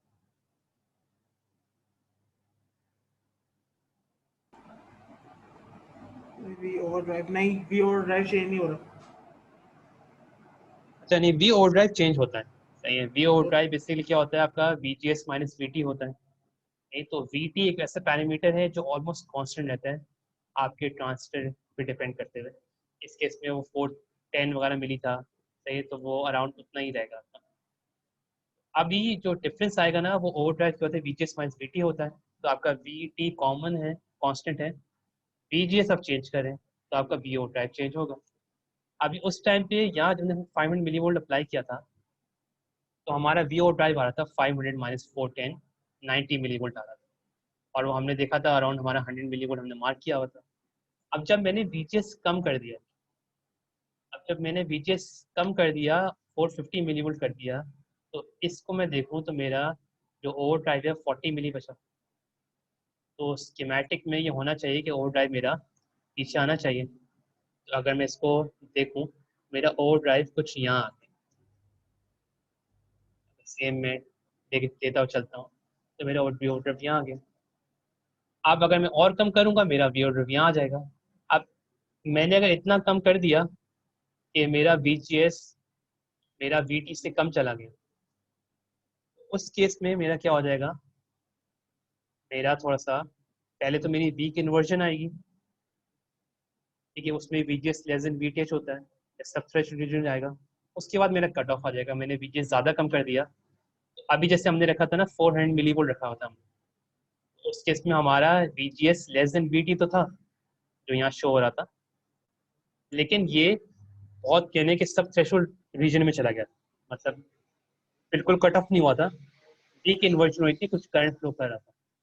अब अगर मैं इसको VGS को बहुत कम कर दूं, जैसे मैंने 300 मिली वोल्ट कर दिया, अब इस केस में मेरा VGS 100 मिली वोल्ट और कम हो गया VTH से। असूलन अब ये बिल्कुल लीकेज करंट की तरफ चला गया, हमारे जो नैनो में चला गया ना ये आपका, ये बिल्कुल आपका लीकेज करंट की तरफ चला गया। ये रिस्पॉन्स इवेंचुअली वो आपका जीरो करंट हो जाएगा जब आपका VGS बहुत कम हो गया VT से। तो वो अभी हम सैचुरेशन रीजन से होते हुए हम सब थ्रेशोल्ड रीजन पे आके हम कट ऑफ पे चलेंगे। तो ये एक तरह से आपके कर्व्स हैं जो हमने दो रिस्पॉन्सेज हैं जो हम लेके चल रहे थे। इसको हम एक और तरीके से भी चला सकते हैं। अभी तो हम स्टेप बाय स्टेप चला रहे थे ना, जब आप डिजाइनिंग साइड पे आते हैं तो आप डिफरेंट पैरामीटर्स स्वीप करते हैं। तो उस केस में जैसे मैं 4-5 स्टेप में कर रहा था ना, मैंने पहले इसको VDS मैंने स्वीप किया, लेकिन मैंने VGS पहले 500 मिली वोल्ट डाला, फिर मैंने 450 डाला, 400 डाला, फिर 350 डाला या 300 डाला। तो मैंने 4-5 बार सिमुलेशन चलाई। सही, तो एक पैरामीट्रिक एनालिसिस होता है, उसको आप डिफरेंट पैरामीटर्स को यहाँ ऐड करके आप कह रहे हैं कि एक साथ चला सकते हैं। तो वो सारे पॉइंट्स हैं, वो आपको एक ही सिमुलेशन बार चलाने में आपको सारी लाइंस ये सारी साथ आ जाएंगी। तो एक वो भी तरीका होता है आपको स्वीप करने का। तो ये बेसिक ट्रांजिस्टर की कहने के इंट्रो एक तरह से कि मेरा रिस्पॉन्स मतलब ट्रांजिस्टर कैसे बिहेव करता है, और वो थ्योरी जो आप लोगों ने पढ़ा हुआ है ना उस तरह बिहेव करता है। उसमें कुछ चीज़ें हैं वो अप्रोक्सीमेटली हम एनालिसिस अज्यूम करते हैं, मतलब अप्रोक्सीमेशन लेते हैं। काफ़ी चीज़ें मेजर करी ना एग्जैक्टली सेम नहीं आएंगी। अगर मैं कह लें गेन या मैं कुछ करंट मेजर करता हूँ वो 200 माइक्रो चाहिए था, वो 195 माइक्रो आ रहा है, तो उसमें कुछ चीज़ें हैं वो हम सामने या तो मिस करते हैं हम पढ़ते हुए, क्योंकि तो क्या कह लें काफ़ी चीज़ें होती हैं जो इन रियलिटी में एग्जिस्ट करती हैं और उसको हम काउंट नहीं करते, लेकिन वो बहुत निगलेक्टेबल होती हैं। तो बहुत माइनर चेंज होते हैं, तो हमें एक अच्छी अप्रोक्सीमेशन हो सकती है। तो इवेंचुअली आप जब डिज़ाइनिंग साइड पर आगे जाएंगे तो आप गेन वगैरह कैलकुलेट वगैरह करेंगे, तो उस केस में आप जितना एक्सपेक्ट करेंगे एग्जैक्टली वो नंबर नहीं आएगा, उसके थोड़ा सा ±5% वगैरह वेरी होगा, लेकिन आपको एक आइडिया हो जाएगा कि मेरा गेन क्या आना चाहिए, मेरा ये पैरामीटर आना चाहिए। तो इवेंचुअली जब नेक्स्ट ऐसा सेशन होगा तो उसमें हम इसका एक AC एनालिसिस देखेंगे ट्रांजिस्टर का, कि AC एनालिसिस करते हुए हमारा गेन किस तरह आना चाहिए और किस तरह बिहेव करता है ट्रांसफर। फिर हम उसको वैरी करके देख लेंगे कि मतलब डिफरेंट पैरामीटर्स जो हैं जीएम बढ़ाना है या गेन बढ़ाना है तो कैसे बढ़ता है। तो इवेंचुअली नेक्स्ट सेशन में हम उस तरफ लेके जाएंगे। तो ये एक ट्रांसफर लेवल इंट्रोडक्शन थी। ये जो दो मेन प्लॉट्स होते हैं वो हमने थोड़ा देखा था और हमने थोड़ा सा प्रूव करने की कोशिश की थी कि थ्योरी जो आप लोग पढ़ रहे हैं या जो आप लोगों ने पढ़ा हुआ है वैसा ही बिहेव करता है। तो अब इसको हम जैसे कह रहे हैं कि डिज़ाइन जो आपका प्री लेआउट कहलाता है, सही है, ये आपका कहने आईसी डिज़ाइनिंग का एक एक पार्ट है, सही है। मतलब ये आप डिज़ाइन करते हैं, कॉन्सेप्टलाइज करते हैं, पहले आप आइडियल कंपोनेंट से डिज़ाइन करते हैं, सही। काफ़ी जगह तो ये होता है कि आप मॉडल करते हैं अपने स्कीमेटिक को, उसमें आप आइडियल चीज़ें लगाते हैं। जैसे ओपैम होता है उसका आइडियल कंपोनेंट BCBS होता है। तो अब इवेंचुअली हमने इस केस में रजिस्टर भी आइडियल लगाया हुआ है, ये एनालॉग लिस्ट से आइडियल रजिस्टर आ रहा है। मैं चाहूँ तो यहाँ एक रियल रजिस्टर भी ला सकता हूँ। तो इनकी लाइब्रेरी में पड़ा हुआ है, इनकी लाइब्रेरी में पड़ा हुआ है RNP। तो ये एक आइडियल रजिस्टर है सर, ये एक आइडियल रजिस्टर था, ये एक रियल रजिस्टर है। अब रजिस्टर असली में क्या होता है, लेंथ और विड्थ डिपेंडेंट ही होता है।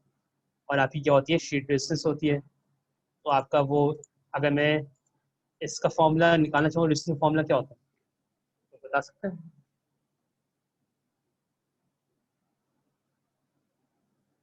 इसका formula rho L upon A होता है, नहीं? और A बेसिकली क्या होता है, आपका विड्थ इंटू थिकनेस होती है। तो रो अपॉन थिकनेस आपकी शीट रेजिस्टेंस होती है। तो आपकी sheet resistance into length upon width आपकी इस रेजिस्टेंस की रेजिस्टेंस होती है। तो अब जैसे ये तो आइडियल एक रजिस्टर लगा हुआ है, कुछ पैरामीटर इसकी वैल्यू है आपने डाल दी है। इवेंचुअली डिज़ाइन करेंगे तो आप रियल कंपोनेंट्स लगाएंगे और उसके साइज डिपेंडेंट उसका रेजिस्टेंस होगी। अब जैसे इसकी विथ है 4 माइक्रो है, अब ये मैंने विथ अगर 2 माइक्रो दोबारा करता हूँ तो ये लेंथ और विथ दोनों चेंज कर रहा है। लेंथ और विथ दोनों चेंज करते हुए ये मैं जैसे विथ मैं बढ़ा रहा हूँ तो ये लेंथ बढ़ा रहा है, क्योंकि लेंथ न्यूमरेटर में आता है विथ डिनोमिनेटर में आता है। तो ये पैरामीटर्स को चेंज करते हुए ना हम चेंज कर सकते हैं। जैसे लेंथ है मेरी, सही, अब लेंथ मैंने 20 से 40 कर दी। अब देखिए लेंथ मैंने 20 से 40 की तो एग्जैक्टली क्या हुआ, मेरी रेजिस्टेंस जो यहाँ शो हो रही थी 64 के वो डबल हो गई। अगेन मैं लेंथ को 40 से 80 करता हूँ तो मेरी 128 की हो गई। तो ये जो लेंथ और विड्थ के साइज वगैरह है ना, ये लेआउट कॉन्ट्रीब्यूशन इंपॉर्टेंट होते हैं, वो आपको आके बता देंगे।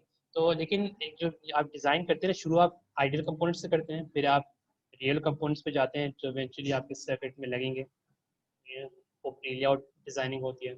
फिर आपका लेआउट होता है, लेआउट एक डिफरेंट चीज़ है बिल्कुल वो, क्योंकि इवेंचुअली आपका ट्रांसफर एग्जिस्ट नहीं करता जो हम यहाँ स्कीमेटिक में लेके चल रहे हैं।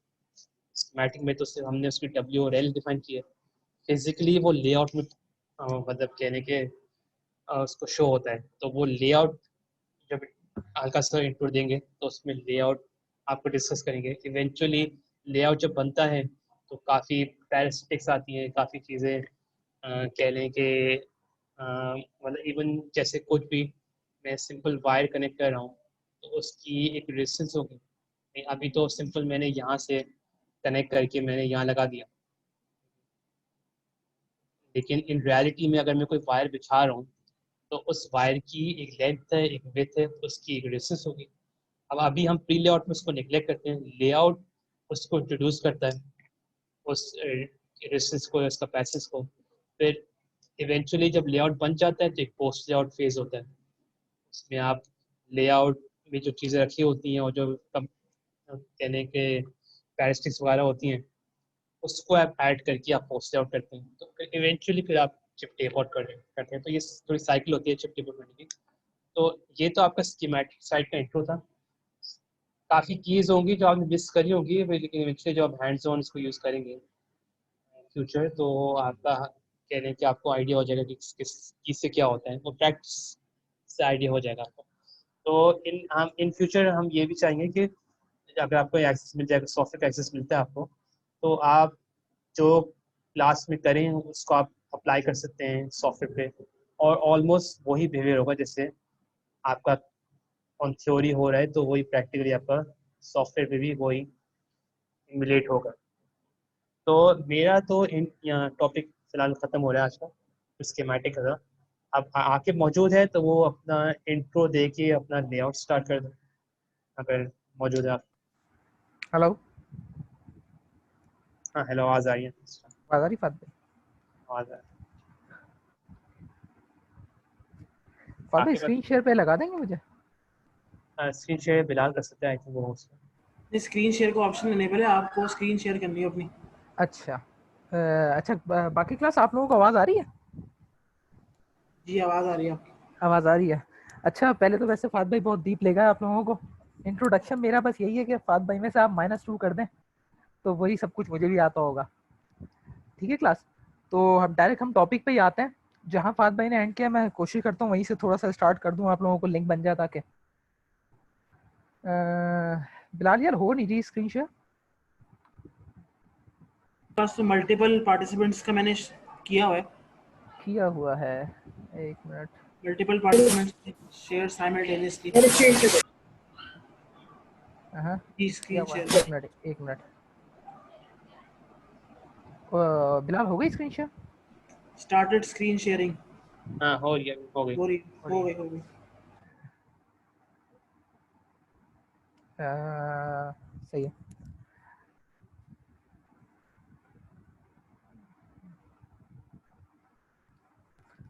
अच्छा तो क्लास हम लोग स्टार्ट यहीं से करते हैं जहाँ पे फात भाई ने एंड किया आईसी डिज़ाइन साइकिल पे। तो जो फात भाई ने जो कुछ आप लोगों को बताया ना, मैं उसको थोड़ा सा बस वाइंड अप करके फिर लेआउट पे आ जाता हूँ। हमारी जो आईसी डिज़ाइन होता है वो 3 चीज़ों पे डिपेंड कर रहा होगा। पहला डिज़ाइन जो कि आपको फात भाई ने बता दिया, ठीक है। अब डिज़ाइन डिपेंड कर रहा होता है कि आपने किस टाइप का डिज़ाइन करना है। जैसे कि हो सकता है वो आप हाई फ्रीक्वेंसी आरएफ डिज़ाइन कर रहे हो सकता है आप एनालॉग डिज़ाइन कर रहे हो, और सिमिलरली आप लोग कोई डिजिटल डिज़ाइन भी कर सकते हैं। अब ये सब कुछ जो एनालॉग आरएफ डिजिटल ये सब चीज़ें डिपेंड कर रही होती हैं एक पीडीके पे।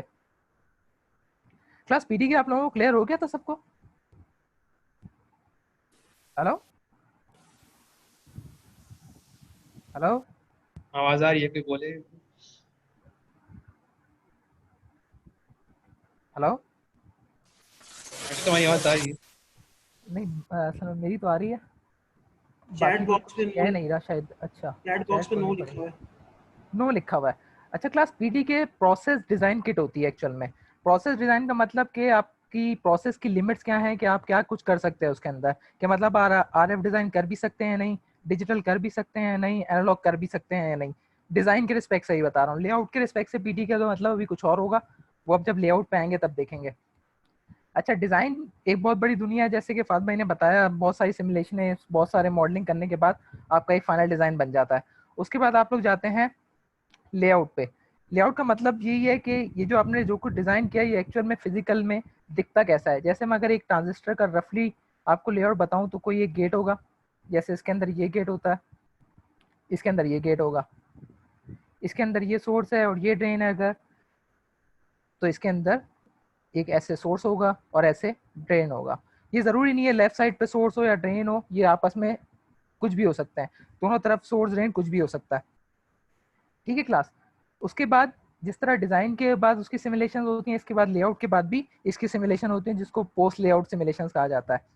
ठीक है, फिर डिज़ाइन साइकिल का आखिरी जो आप लोगों का होगा स्टेप वो होता है पैकेजिंग। वो एक अलग दुनिया है, वो जब आप लोग पैकेजिंग पे आएंगे हम लोग तब देखेंगे। ठीक है क्लास, यहाँ तक क्लियर है सबको? जी। जी। अच्छा, अब मैं आप लोगों को जैसे स्टार्ट कर लेते हैं टॉप से।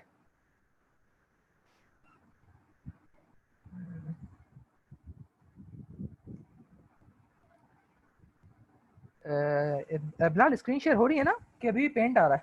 हो रही, हो रही है, हो रही है, हो रही है, ऐसे आ रही है, ऐसे चलो शो सही हो है रही सही है सही है। अच्छा, जैसे ना मैं आप लोगों को अभी एक टॉप लेवल लेआउट दिखा रहा हूँ जो कि हम लोगों ने बनाया है लास्ट। ठीक है, आप लोगों ने ये मेरे ख्याल में पिक्चर तो सर ने दिखा दी होगी, ये 120 पिन की एक आईसी है जो हमने रिसेंटली टेप आउट की है। ये एक एनालॉग आईसी है और कुछ पोर्शन इसमें डिजिटल भी है, जैसे कि आप लोगों को दिख रहा होगा, ये इसमें डिजिटल पोर्शन लगा हुआ है, यहाँ पे बहुत सारा एक एनालॉग पोर्शन लगा हुआ है। ठीक है, अब जैसे कि फास्ट भाई ने आप लोगों को बताया था, ये 180 नैनोमीटर पे बनी हुई है। इसी तरह हम लोगों ने और भी बहुत सारी ऐसी बनाई है जो कि हमारे सर्वर पे होंगी इंशाल्लाह। अगर आप लोग कीट वगैरह आएंगे तो हम वहाँ देखेंगे। अभी दो एक मेरे पास पड़ी हुई हैं, वो मैं आपको दिखाता हूँ। जैसे एक हाई फ्रीक्वेंसी आईसी है जो हम लोगों ने बनाई है। हाई फ्रीक्वेंसी इसी वजह से कह रहा हूँ, जैसे इसके अंदर आप लोगों को ये इंडक्टर नज़र आ रहे हैं, यहाँ इंडक्टर नज़र आ रहे हैं। इसी तरह इसमें भी बहुत से एनालॉग पोर्शन होंगे, जैसे ही एनालॉग पोर्शन लगा हुआ है। इसी तरह हम लोगों ने एक डिजिटल की भी आईसी बनाई है। इसके अंदर आप लोग देख रहे होंगे ज़्यादातर डिजिटल पोर्शन है। सही क्लास। पर यहाँ आईसी लेवल तक पहुँचने के लिए ना आपको बिल्कुल ना बेसिक्स आनी चाहिए, जो कि आज हम लोग करेंगे। अच्छा, जैसे ये आप लोगों की वही फात भाई ने आप लोगों को स्केमेटिक की हद तक तो बता दिया था। जैसे ये एक इन्वर्टर का स्केमेटिक है। क्लास किसी को इसमें कंफ्यूजन है कि ये एक इन्वर्टर है? नो नो, इसके अंदर एक पीमॉस एक एनमॉस है। एक पीमॉस लगा हुआ है, बिल्कुल आप लोगों को इतनी पहचान हो गई होगी। एरो अंदर की तरफ आ रहा है, एक पीमॉस लगा हुआ है, एक एनमॉस लगा हुआ है। दोनों पे एक कॉमन इनपुट जा रहा है और एक आउटपुट निकल रहा है। एक साइड पे VSS और एक साइड पे VD दिया हुआ है। ठीक है, अब इसका अगर आपको मैं लेआउट दिखाऊं तो एक अभी बना बनाया लेआउट पड़ा हुआ है, पहले वही देख लेते हैं, फिर मैं आपको बताता हूँ कि ये बनेगा कैसे।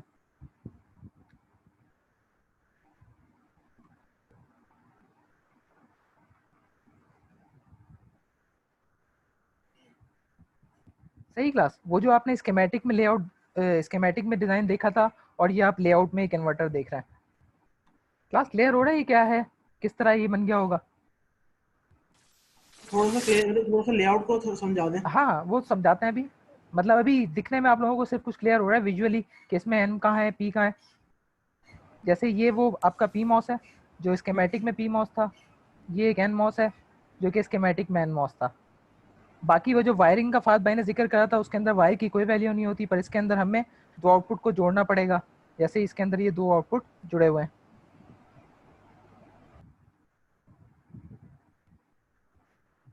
सही क्लास। तो अभी एक आप लोगों के लिए सिर्फ एक नया स्कीमेटिक से शुरू कर देते हैं हम लोग। एक लाइब्रेरी आप लोगों को बनाना फात भाई ने बता दी है, तो मैं इसी को कॉपी कर लेता हूँ फिलहाल।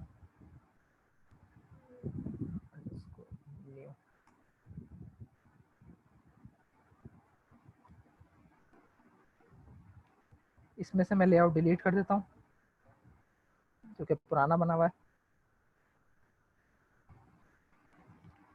ये स्कीमेटिक लास्ट वाला क्लोज।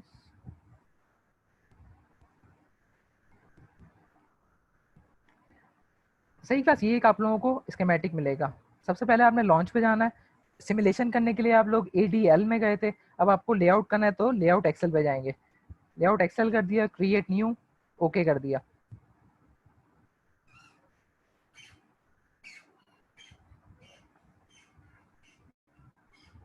अच्छा क्लास, अब ये एक लेआउट की विंडो आ गई है। ठीक है, इसमें फ़र्क क्या है लास्ट वाली विंडो से? लास्ट वाली विंडो में यहाँ पे कुछ मेटल वगैरह नहीं आ रहे थे। लास्ट वाली विंडो में यहाँ पे नेट के नाम, ट्रांजिस्टर के नाम वगैरह आ रहे थे, जबकि लेआउट के अंदर इसमें मेटल्स आ रहे हैं बहुत सारे। तो आप लोगों को स्टार्ट बिल्कुल डिवाइस से करवाता हूँ मैं। आप लोगों को सबसे पहले जाना है कनेक्टिविटी पे, जनरेट। अब जनरेट में आप ऑल फ्रॉम सोर्स, सोर्स का मतलब है स्कीमेटिक। ठीक है, ऑल फ्रॉम सोर्स कर देंगे तो जो कुछ स्कीमेटिक में है वो यहाँ पे कॉल हो जाएगा। पर अभी आप बिल्कुल नया काम कर रहे हैं तो हम लोग ना सेलेक्टेड फ्रॉम स्कीमेटिक से स्टार्ट करते हैं। अब मैंने सेलेक्टेड फ्रॉम स्कीमेटिक किया, मैं जाऊँगा ये एन मॉस पे क्लिक करूँगा और वापस आ जाऊँगा तो मेरे हाथ में एक एन मॉस आ चुका होगा जो कि स्कीमेटिक में लगा हुआ था। ठीक है क्लास, अभी वो दिखने में एन मॉस ऐसा है। ये रेड येलो वाली ग्रीन वाली चीज गेट है आपकी, और बाकी दो साइड पे सोर्स और ड्रेन है। हेलो बिलाल, आवाज आ रही है? जी जी, आवाज आ रही है आपकी, आवाज क्लियर आ है। रही है, चलो सही है।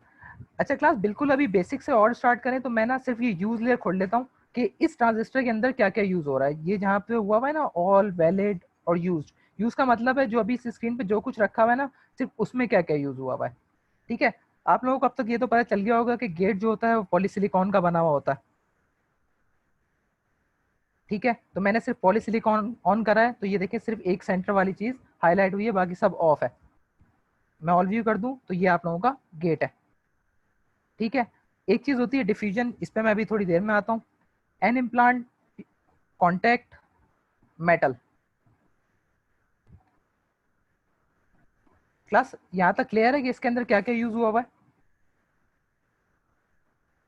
जी जी जी। सही है। अब हम लोग वैसे ये जो ट्रांजिस्टर का भी आप लोगों को व्यू दिख रहा है, इसको हम लोग top view of the transistor कहते हैं। कोई बता सकता है टॉप व्यू कैसे है?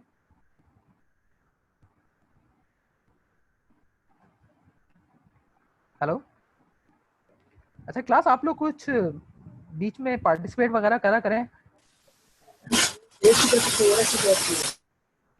किस वजह से?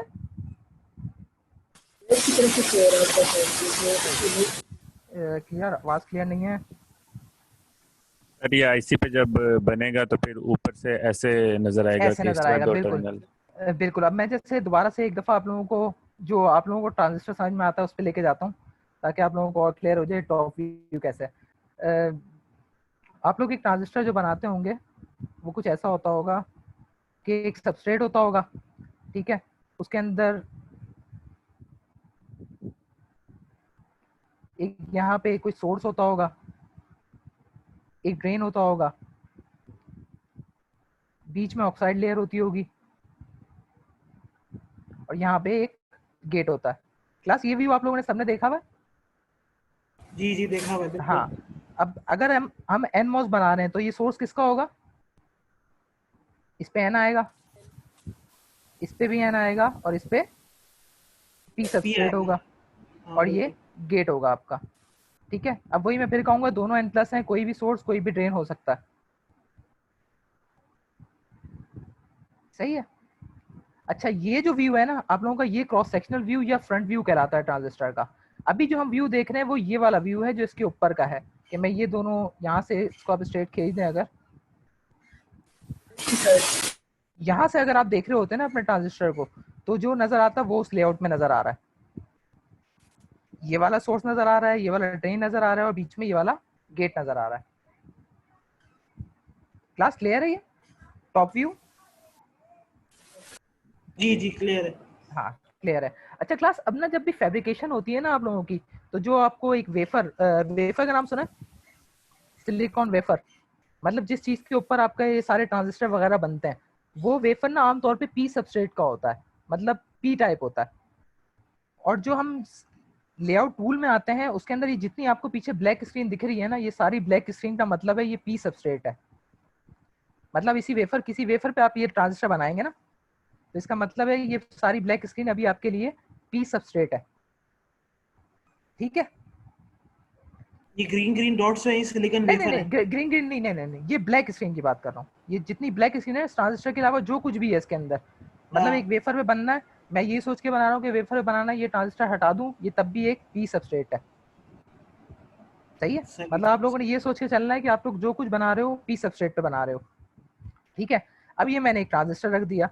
अब आप लोगों को पता है ट्रांजिस्टर एन मॉस है, तो एन मॉस की बॉडी क्या होती है? क्लास एन मॉस की बॉडी पी होती है, पी सबस्ट्रेट होती है। तो इसके लिए मतलब ये जितना कुछ बाहर ब्लैक पोर्शन है ना, ये सब इसकी पूरी की पूरी बॉडी बॉडी। कहलाएगा, ये इसकी बॉडी कहलाएगा। ठीक है। सही है। तो हम सिर्फ देखेंगे ना जो इसके अंदर एक्टिव एरिया होगा वो कौन सा एक्टिव एरिया होगा, सिर्फ इसके अंदर इसके सोर्स और ड्रेन। अब अगर ये एन इम्प्लांट, अब मैं एन इम्प्लांट ओपन कर दिया ना, अगर किसी ट्रांजिस्टर के ऊपर एन इम्प्लांट मतलब एन डोपिंग हुई हुई है, तो इसका मतलब है वो कौन सा मॉस है? एन मॉस है। ठीक है। मतलब अभी मैं दोबारा आपको ये ऑफ कर देता हूँ लेयर, ऑल व्यू। ठीक है। सिर्फ पॉलीसिलिकॉन मैंने खोल दिया, सिर्फ मैंने डिफ्यूजन खोल दी, और सिर्फ मैंने कांटेक्ट खोल दिया। मतलब देखा जाए तो अभी एक पॉलीसिलिकॉन है, एक गेट है और एक सोर्स है। ठीक है क्लास। पर ये अभी एन मॉस है या पी मॉस है इसका आप लोगों को नहीं पता, क्योंकि पी मॉस में भी सोर्स ड्रेन गेट होते हैं और एन मॉस में भी होते हैं। पर प्रोसेस पीडी के जो भी है आपकी, वो बताती है कि अगर इसके ऊपर एन इम्प्लांट की लेयर डली हुई है ना, मतलब इसकी एन डोपिंग हुई हुई है, तो इसका मतलब है ये ट्रांजिस्टर एक एन मॉस है। ठीक है क्लास। अब ये जरूरी नहीं है हमेशा इसका नाम एन इम्प्लांट हो, ये पीडी के वाइज चेंज होता रहता है, पर कोई ना कोई लेयर ऐसी एन मॉस में आपको जरूर मिलेगी जो बताएगी उस पर डोपिंग कौन सी हुई हुई है। ठीक है। जी ठीक है ठीक है। ठीक है। मतलब अगर मैं ये लेयर ना डालूं तो ये अभी तक ट्रांजिस्टर जरूर है, पर ये एन मॉस है या पी मॉस है ये आपको नहीं पता। अच्छा, उसके बाद एक लेयर है कांटेक्ट की। चलें अब यहाँ से बल्कि स्टार्ट से ही देख लेते हैं। सबसे पहले डिफ्यूजन। डिफ्यूजन एक्चुअल में आपका एक्टिव एरिया कहलाता है। मतलब ये पूरा का पूरा पीछे पी सबस्ट्रेट तो है, पर उसके अंदर से इसको एक्टिव बनाने के लिए जो आपने डोपिंग की है ना, मतलब आपने एक ऑल व्यू मैं आपको पहले सिर्फ दिखाऊं, सबस्ट्रेट था, आपने एक डोपिंग करी जिसकी वजह से ये एक एक्टिव एरिया बन गया। एक्टिव एरिया मतलब सोर्स पे N+ हो गया और ड्रेन पे N+ हो गया और बीच में गेट आ गया। इसके ऊपर फिर डल जाता है एक गेट, जो कि मैंने गेट डाल दिया।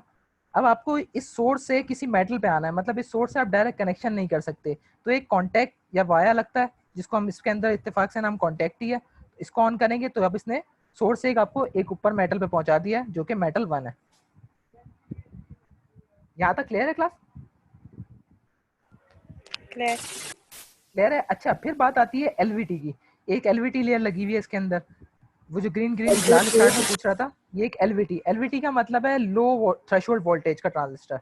मतलब ये आप अगर कोई हाई थ्रेशोल्ड निकालते तो ये लेयर उसमें कुछ और होती। ठीक है, टेक्स्ट लेयर से कुछ नहीं होता, सिर्फ एक नाम है जो कि ट्रांजिस्टर का स्कीमेटिक में नाम रखा हुआ था, वो आपको यहाँ पे भी शो होने लग जाएगा। इधर M1 था तो इधर भी M1 आ गया। अच्छा क्लास, आप लोगों को पी सेल का कॉन्सेप्ट है? पी सेल क्या होता है? P cell, parameterize cell.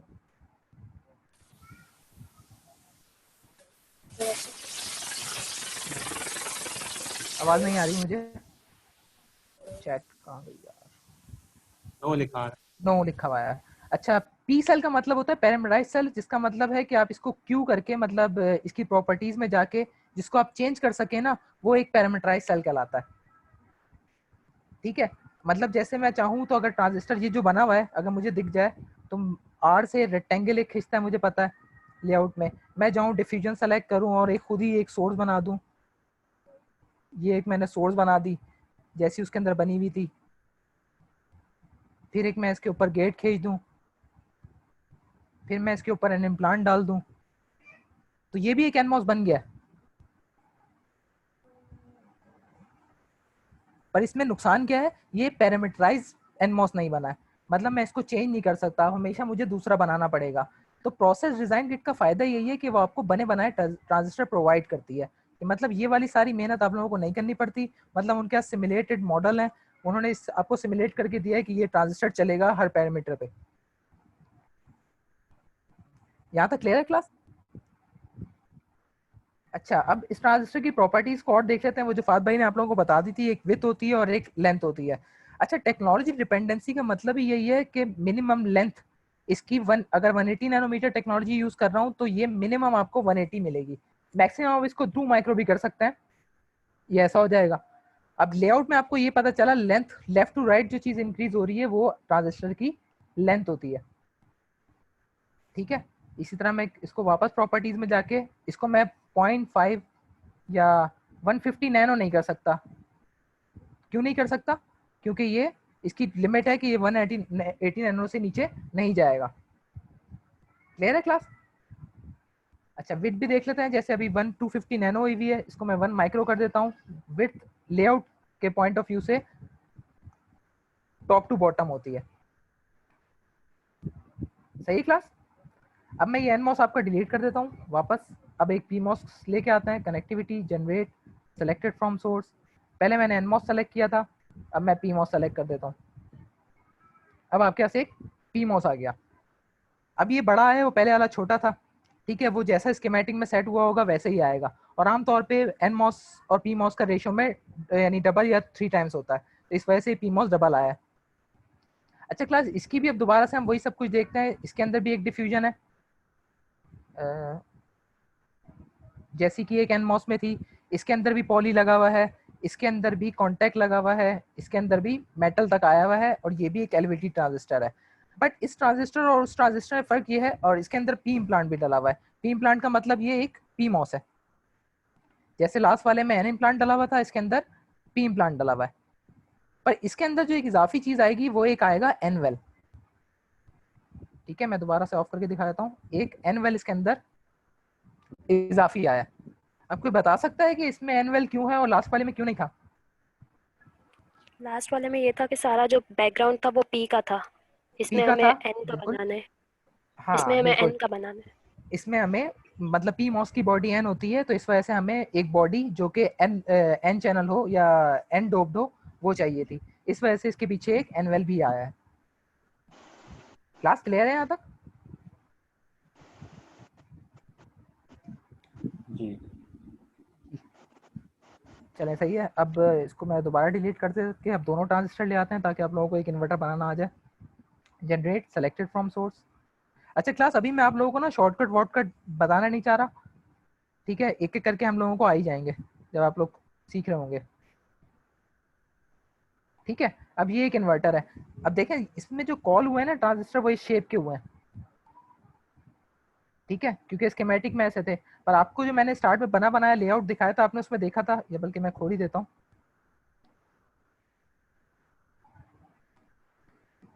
ये देखें, ठीक है? जबकि आपके जो अभी आया है आपके सामने वो एक ऐसा आया है। तो इसका मतलब अगर ये पैरामीटराइज है तो आप इसको अपने हिसाब से ऊपर नीचे कर सकते हैं। जैसे इसके अंदर अभी नंबर ऑफ फिंगर कितनी हुई हुई है? 3 हुई हुई है, ठीक है? पर आप लोगों को नंबर ऑफ फिंगर वगैरह की टेंशन लेने की जरूरत नहीं है। आपको सिर्फ ये देखना है कि टोटल आपके पास जो विड्थ है ना डिवाइस की लिखी हुई है 750 नैनो, यही होनी चाहिए। टोटल लेंथ 180 नैनो, यही होनी चाहिए।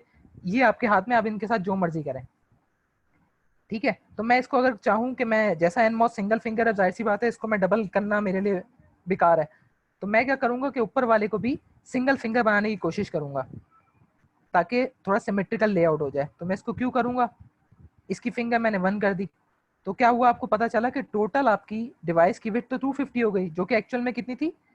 750।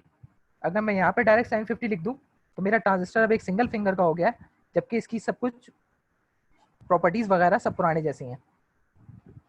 क्लियर है क्लास?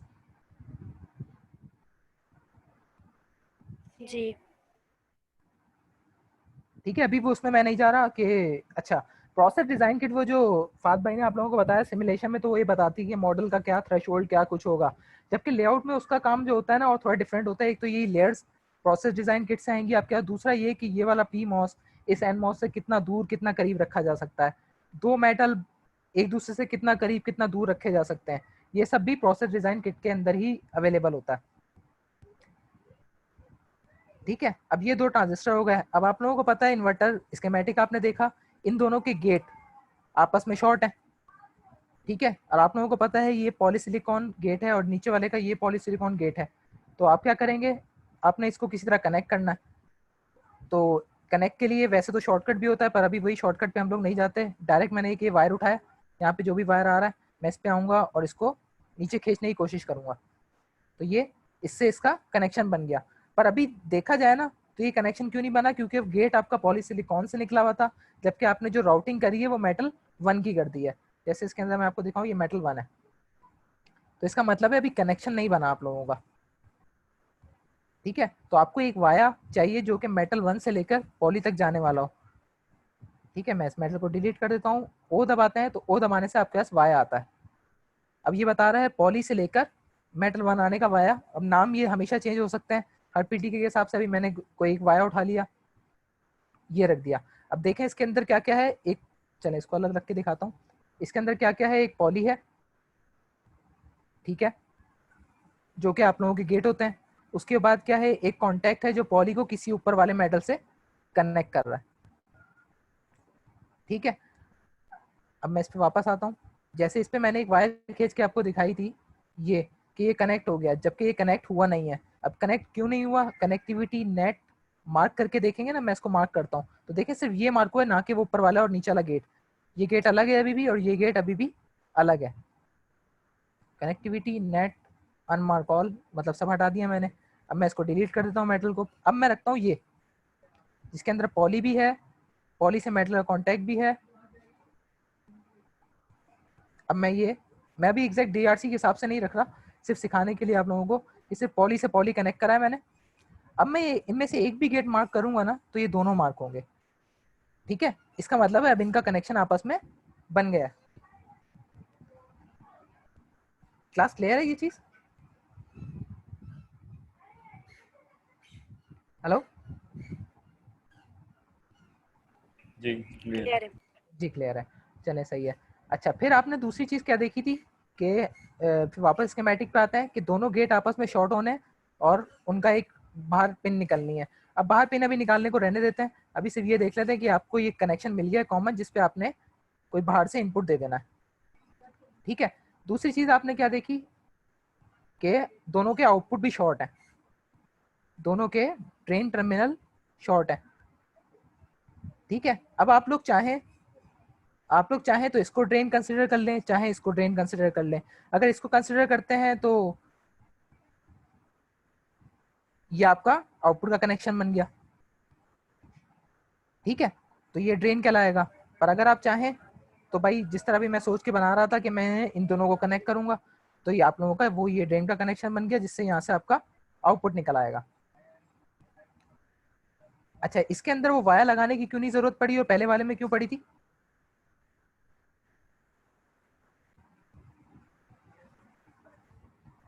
क्लास, क्योंकि इस पे ऊपर मेटल कॉन्टैक्ट पहले से था, मतलब पैरामीटराइज सेल ने ऑटोमेटिकली आपको वाया लगा के दिया था। ठीक है, चले यहाँ तक आप लोगों को सही क्लियर हो रहा है?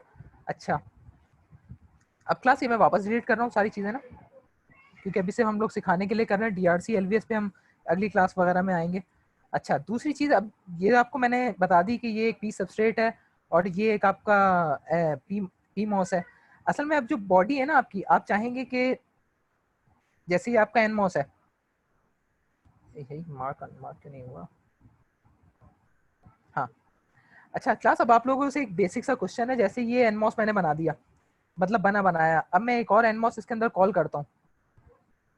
ये मैंने एक और कॉल कर लिया, इसकी मैं कोई वेट कर देता हूँ 1 माइक्रो की। ठीक है, तो कोई बता सकता है कि इन दोनों की बॉडी आपस में डिफरेंट हो सकती है? नहीं, सेम होगी ना। मतलब ये हमारी मजबूरी है कि हमें मतलब क्यों सेम होगी? पहला सवाल जवाब। आपने बताया था इसका बैकग्राउंड जो है पूरा ब्लैक वाला। हाँ वो बिल्कुल। अच्छा, अब मैं तुमसे ये पूछूं कि पी मॉस की डिफरेंट हो सकती है? पी मॉस में तो बॉडी दूसरी टाइप की होती है ना। हाँ, मतलब पी मॉस में बॉडी तो उस पे अपने खुद पे ट्रांजिस्टर, मतलब इंडिविजुअल है, वो किसी और चीज पे डिपेंड नहीं कर रहा, तो इसकी बॉडी डिफरेंट हो सकती है। पर पूरी चिप में आपकी कभी भी एन मॉस की बॉडी डिफरेंट नहीं हो सकती, अनलेस कि आपके पास कोई और प्रोसेस के अंदर एक और लेयर होती है जिसको हम ना डीप एन वेल कहते हैं, जिससे आप इन दोनों की बॉडी भी डिफरेंट कर सकते हैं, जो कि अभी जरूरत नहीं है करने की। ठीक है, अभी आप लोग यही लेके चलें कि अगर आप एन मॉस पूरी चिप में कहीं भी रख रहे हैं और उसका पी सबस्ट्रेट सबका कॉमन है, तो उन सबकी बॉडी सेम होगी। ठीक है जी, ठीक है, ठीक। सही है, चलो सही है यहाँ तक। अच्छा, बॉडी है तो जरूर, वो मैंने तुम्हें बताया पीछे वाली एक बॉडी है, पर वो इस ट्रांजिस्टर से अभी तक कनेक्ट नहीं है। जैसे इस ट्रांजिस्टर के अंदर ये लगा हुआ है ना आपका, एक बॉडी टर्मिनल सोर्स से शॉर्ट हुआ हुआ है ना? जी बिल्कुल। मतलब बॉडी से तो अभी आपका ट्रांजिस्टर ऑटोमेटिकली कनेक्ट हो गया है। क्यों? क्योंकि वो रखा हुआ है किस पे? एक पी सबस्ट्रेट पे। मतलब बॉडी और सोर्स का कनेक्शन अभी तक नहीं है कहीं। ऐसे ही है? बिल्कुल ऐसे ही है। सही है, बॉडी और सोर्स का कनेक्शन भी तो तुमने करना है, क्योंकि यहाँ पे ट्रांजिस्टर के अंदर हुआ है, वो अभी तक नहीं हुआ हुआ हमारे केस में। तो आपको एक और कॉन्टेक्ट चाहिए। वो कॉन्टेक्ट क्या करेगा? इस सबस्ट्रेट से उठे और मेटल 1 पे आ जाए, ताकि आप इस मेटल 1 के सोर्स को उस बॉडी के मेटल 1 से शॉर्ट कर सके। ठीक है, तो फिर आप जिस तरह वाया लगाने के लिए पॉलीसिलिकॉन का वाया लगाया था वो दबा के, इसी तरह आप लगाएंगे ये वाला वाया। अब जैसे इसके अंदर देख लेते हैं, इसके अंदर वाले वाया पड़े हुए नहीं है अभी फिलहाल जो हमें लगाने हैं। चलें, तो मैं अभी फिलहाल उसको बराबर वाले जहाँ से बनाया है वहाँ से उठा के ले आता हूँ। ठीक है, अब ये वो वाया है, पिन डिलीट कर देते हैं। अच्छा, अब इस वाया में क्या क्या है? वही एक एक्टिव लेयर होगी। एक्टिव लेयर मतलब वही जो कि आपके सबस्ट्रेट से कनेक्शन बनाती है। एक कांटेक्ट होगा जो कि मेटल 1 पे लाने के लिए है, एक मेटल 1 होगा जो कि इस मेटल को इस मेटल से शॉर्ट करने के लिए है। ऑल व्यू कर देते हैं। अच्छा, अब ये लेयर्स वही हैं कि कौन सी बॉडी बनाना चाह रहे हो, कौन सी बॉडी नहीं बनाना चाह रहे। क्लास क्लियर है? जी जी जी, क्लियर है। सही है, तो अभी डिवाइस लेवल की हद तक तो ना मेरे ख्याल में आज का सेशन इनफ है, ज़्यादा हो जाएगा आप लोगों के लिए। ठीक है, तो अभी अगली क्लास में हम फिर इसके ना एग्जैक्ट DRC LVS करके देखेंगे कि मतलब ये कितना दूर कितना करीब ट्रांजिस्टर रखना चाहिए, ये बॉडी एग्जैक्ट क्यों बनती है और कैसे बनती है, इसका पूरा हम फिर DRC LVS करके देखेंगे। ठीक क्लास है। कोई क्वेश्चन वगैरह है तो पूछ लें आप लोग, और अब सारे पूछ सकते हैं, सिर्फ बिलाल नहीं। अच्छा, एक तो ये बात थी कि ये लाइसेंस वर्जन हमें तो किसी तरह नहीं मिल जाएगा, लैब में ही काम कर सकेंगे ना उसमें। सॉरी आपकी आवाज नहीं आई। मैंने ये पूछा कि ये इसका कैडियंस टूल का लाइसेंस वर्जन, ये हमें कोई वर्जन तो नहीं मिल सकेगा ना, ये तो लाइब्रेरी नहीं में आप लैब में ही हम काम कर सकते हैं। जी या नहीं, या तो आप लैब में कर सकते हैं या किसी तरह हमारे सर्वर को एक्सेस करके भी कर सकते हैं। अच्छा हाँ, अच्छा, पर उसके लिए ठीक वही है। फिर यूनिवर्सिटी में सर्वर ऑन होना चाहिए, वो सब है। और कोई क्वेश्चन? सर ये हमारी मतलब कोई लैब वगैरह है, मतलब इसका कोई मतलब इसका कोई प्रोजेक्ट होगा हमारा जो डॉक्टर साहब हाँ बता बिल्कुल देते हैं? बिल्कुल बिल्कुल बिल्कुल होगा। मतलब इन दी एंड आप लोगों को कोई, यानी अभी AIC 1 पढ़ रहे हो ना, तो इसमें मेरे ख्याल में इन दी एंड आप लोगों को एक ओपैम्प खुद डिजाइन जब सीख लोगे बनाना, तो उसको टूल पे बनाना होगा और लेआउट भी इंशाल्लाह करना होगा। मतलब सर अभी ये तो मैंने अभी तो आपको ना दो सिर्फ बेसिक डिवाइस फिजिक्स बताई है कि मतलब डिवाइस कैसे पहचानना है आप लोगों को, लेआउट करना वो मैं आप लोगों को जब फिर ऊपर आते जाओगे तो बताऊंगा। तो सर ये लैब कब तक होगी हमारी? लैब कब तक होगी? मतलब नहीं जब नहीं, मेरे मतलब ख्याल किस में किस दिन होगी? किस किस दिन होगी, जिस दिन संडे को ही मेरे ख्याल पार्ट से की नहीं। जाएगी, संडे को ही की जाएगी मेरे ख्याल से तो। सर संडे को तो हमारी दूसरी भी क्लास होती है, नहीं ये मतलब नहीं, फिजिकली चाह रहे हो क्योंकि इसका करना। कोई स्पेसिफिक टाइम टेबल वगैरह नहीं बना हुआ। फिजिकल जब तुम यानी यूनिवर्सिटी खुल जाएगी तब तो कोई स्पेसिफिक टाइम होगा इसका ताहिर। मतलब जब यूनिवर्सिटी सर आने लग आपकी जाओगे आवाज ना नहीं तो है। मैं कह रहा हूँ जब फिजिकली यूनिवर्सिटी में आने लग जाओगे ना, तब तो होगा इसका कोई स्पेसिफिक टाइम कि उसी दिन हुआ करेगी सब कुछ सेटअप वगैरह के साथ। पर अभी जब तक ऑनलाइन जी चल रहा है तो शायद कोई स्पेसिफिक टाइम ना हो। जी ओके।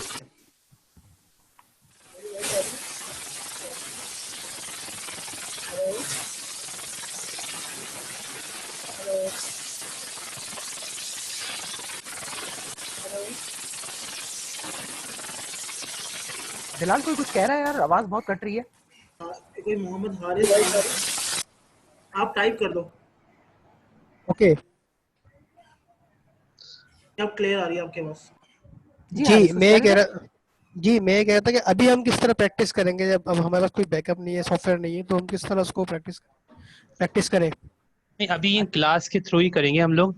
वैसे आपको आइडिया दे रहे थे कि सॉफ्टवेयर यूज़ कैसे होता है, तो अनफॉर्चुनेटली आपको एक्सेस नहीं होगा, लेकिन हम किस तरह लिंक करें स्लोली ग्रेजुअली। तो विद टाइम आपके पास एक्सेस होगा तो आप उसको यूज़ कर सकते हैं। लेकिन अभी लोग ही एक्सेस करके आपके जो कहने के शुरू की डिज़ाइनिंग तो नहीं, बिल्कुल बेसिक कॉन्सेप्ट्स हैं वो आपको इनिशलाइज करेंगे इस तरह से। तो विद जब यूनिवर्सिटी खुल जाएगी प्रॉपर तरीके से फिर आपको सॉफ्टवेयर वगैरह मिलेगा, फिर होगा। लेकिन अभी ऐसा नहीं होगा। अभी बस एक तरह से आपको इंट्रो दे रहे थे कि सॉफ्टवेयर कैसा है और क्या चीज़ है। अच्छा, सैटरडे को अवेलेबल होते हैं आप यूनिवर्सिटी में, एवरेज डिपार्टमेंट में आप लोग होते हैं, फहाद साहब और अपना शहबाज साहब। हम हेलो। सैटरडे को वैसे यूनिवर्सिटी ऑफ होती है, लेकिन हम कभी आते हैं कभी नहीं आते, फिक्स टाइम नहीं है वैसे। क्योंकि अभी यूनिवर्सिटी प्रॉपर्टी से ओपन नहीं हुई है, तो फैकल्टीज को भी यही है कि ऑन एंड ऑफ आना होता है, तो कोई एग्जैक्ट डेट होती नहीं है। जिस दिन काम होता है उस दिन आ जाते हैं प्रोजेक्ट। ठीक आप है। तो जो सर ये इसकी इस्लामाबाद अटेंडेंस वाले वगैरह भी होगी, ये जो लैब होंगी जो सैटरडे हमारी को मैं तो क्लास? आता हूँ असल में एक्चुअली यूनिवर्सिटी ना, तो इसलिए मैं चाह रहा था कि अगर कोऑर्डिनेशन हो जाती है वहाँ पे थोड़ी सी। नहीं, तो आप सैटरडे को आ जाइएगा, अगर हम लोग होंगे तो आप डिज़ाइन सेंटर आ जाइएगा, आपसे मिल लेंगे। ठीक ठीक है फॉर्चुनेटली ये लग्जरी बाकी जो इस्लामाबाद में उनके पास अवेलेबल नहीं होगी, लेकिन विद टाइम जब वो कराची आ जाएंगे तो उनको सपोर्ट हम प्रोवाइड कर देंगे उस तरीके से। लैब का वैसे देखो, लैब के अलग से कुछ स्लॉट नहीं है, क्योंकि आपका ये एक्चुअली कोर्स है ना, तो उसी में लैब इंटीग्रेटेड ही है एक तरह से, मतलब प्रैक्टिकल जो भी है। तो जो क्लास में आप लोग कर रहे हैं उसी को इम्प्लीमेंट करेंगे अब। तो बीच में सेशंस ऑन ऑफ केडेंस के होते रहेंगे, लेकिन कुछ अलग से नहीं है, मार्किंग वगैरह अलग से कुछ लैब के फिलहाल अभी ऐसा कुछ नहीं है। ये वो अलग से परफॉर्म होगी, वो AICD कोर्स के अंदर ही आएगी, बिल्ट इन एक तरह से। Okay okay sir. ठीक है, तो आपको next I think session doctor सलाम के साथ ही होगा, थ्योरी का जो होगा, और फिर बीच बीच में जब वो कहेंगे तो हम केटीज का कह रहे हैं सेशन करते रहेंगे। ठीक है। तो I think अच्छा आज मेरा इसकी रिकॉर्डिंग बिलाल साहब मिल सकती है? जी जी बिल्कुल, रिकॉर्डिंग मिल जाएगी आपको, एलएमएस पे मिल जाएगी। ठीक है ठीक है ठीक है, मिल क्योंकि जाएगी। मेरा शुरू का असल में लेक्चर रह गया था नेटवर्क की वजह से ना, नहीं नहीं कोई मसला तो नहीं, उस मिल रिकॉर्डिंग जाएगी। ठीक है ठीक है, थैंक यू। ठीक है, फिर क्लास खत्म कर लेते हैं। किसी को और क्वेश्चन है तो अभी पूछ लें, फिर वो फिलहाल कॉल कट कर लेगा। जी और किसी का कोई सवाल है तो पूछ लें। अच्छा फहाद साहब, अगर सैटरडे को आप अवेलेबल होते हैं मॉर्निंग में या सेकंड हाफ में, तो मैं जो है वहाँ पर जो है आपसे मिलना चाहूँगा, क्योंकि मैं शो का लेक्चर रह गया था, थोड़ा सा डिस्कशन करनी होगी, क्योंकि अभी तो टाइम भी आई थिंक ज़्यादा हो चुके हैं। तो हाँ, आप ये सैटरडे लेक्चर को रिकॉर्डिंग लेक्चर देख मैं लीजिएगा, फिर अगर क्वेश्चन हो तो आप ठीक है पूछ लीजिएगा। ठीक है ठीक है, थैंक यू। थैंक यू, फिर नेक्स्ट सेशन रिकॉर्डिंग मिलेंगे। ओके, अल्लाह हाफिज़। अल्लाह हाफिज़।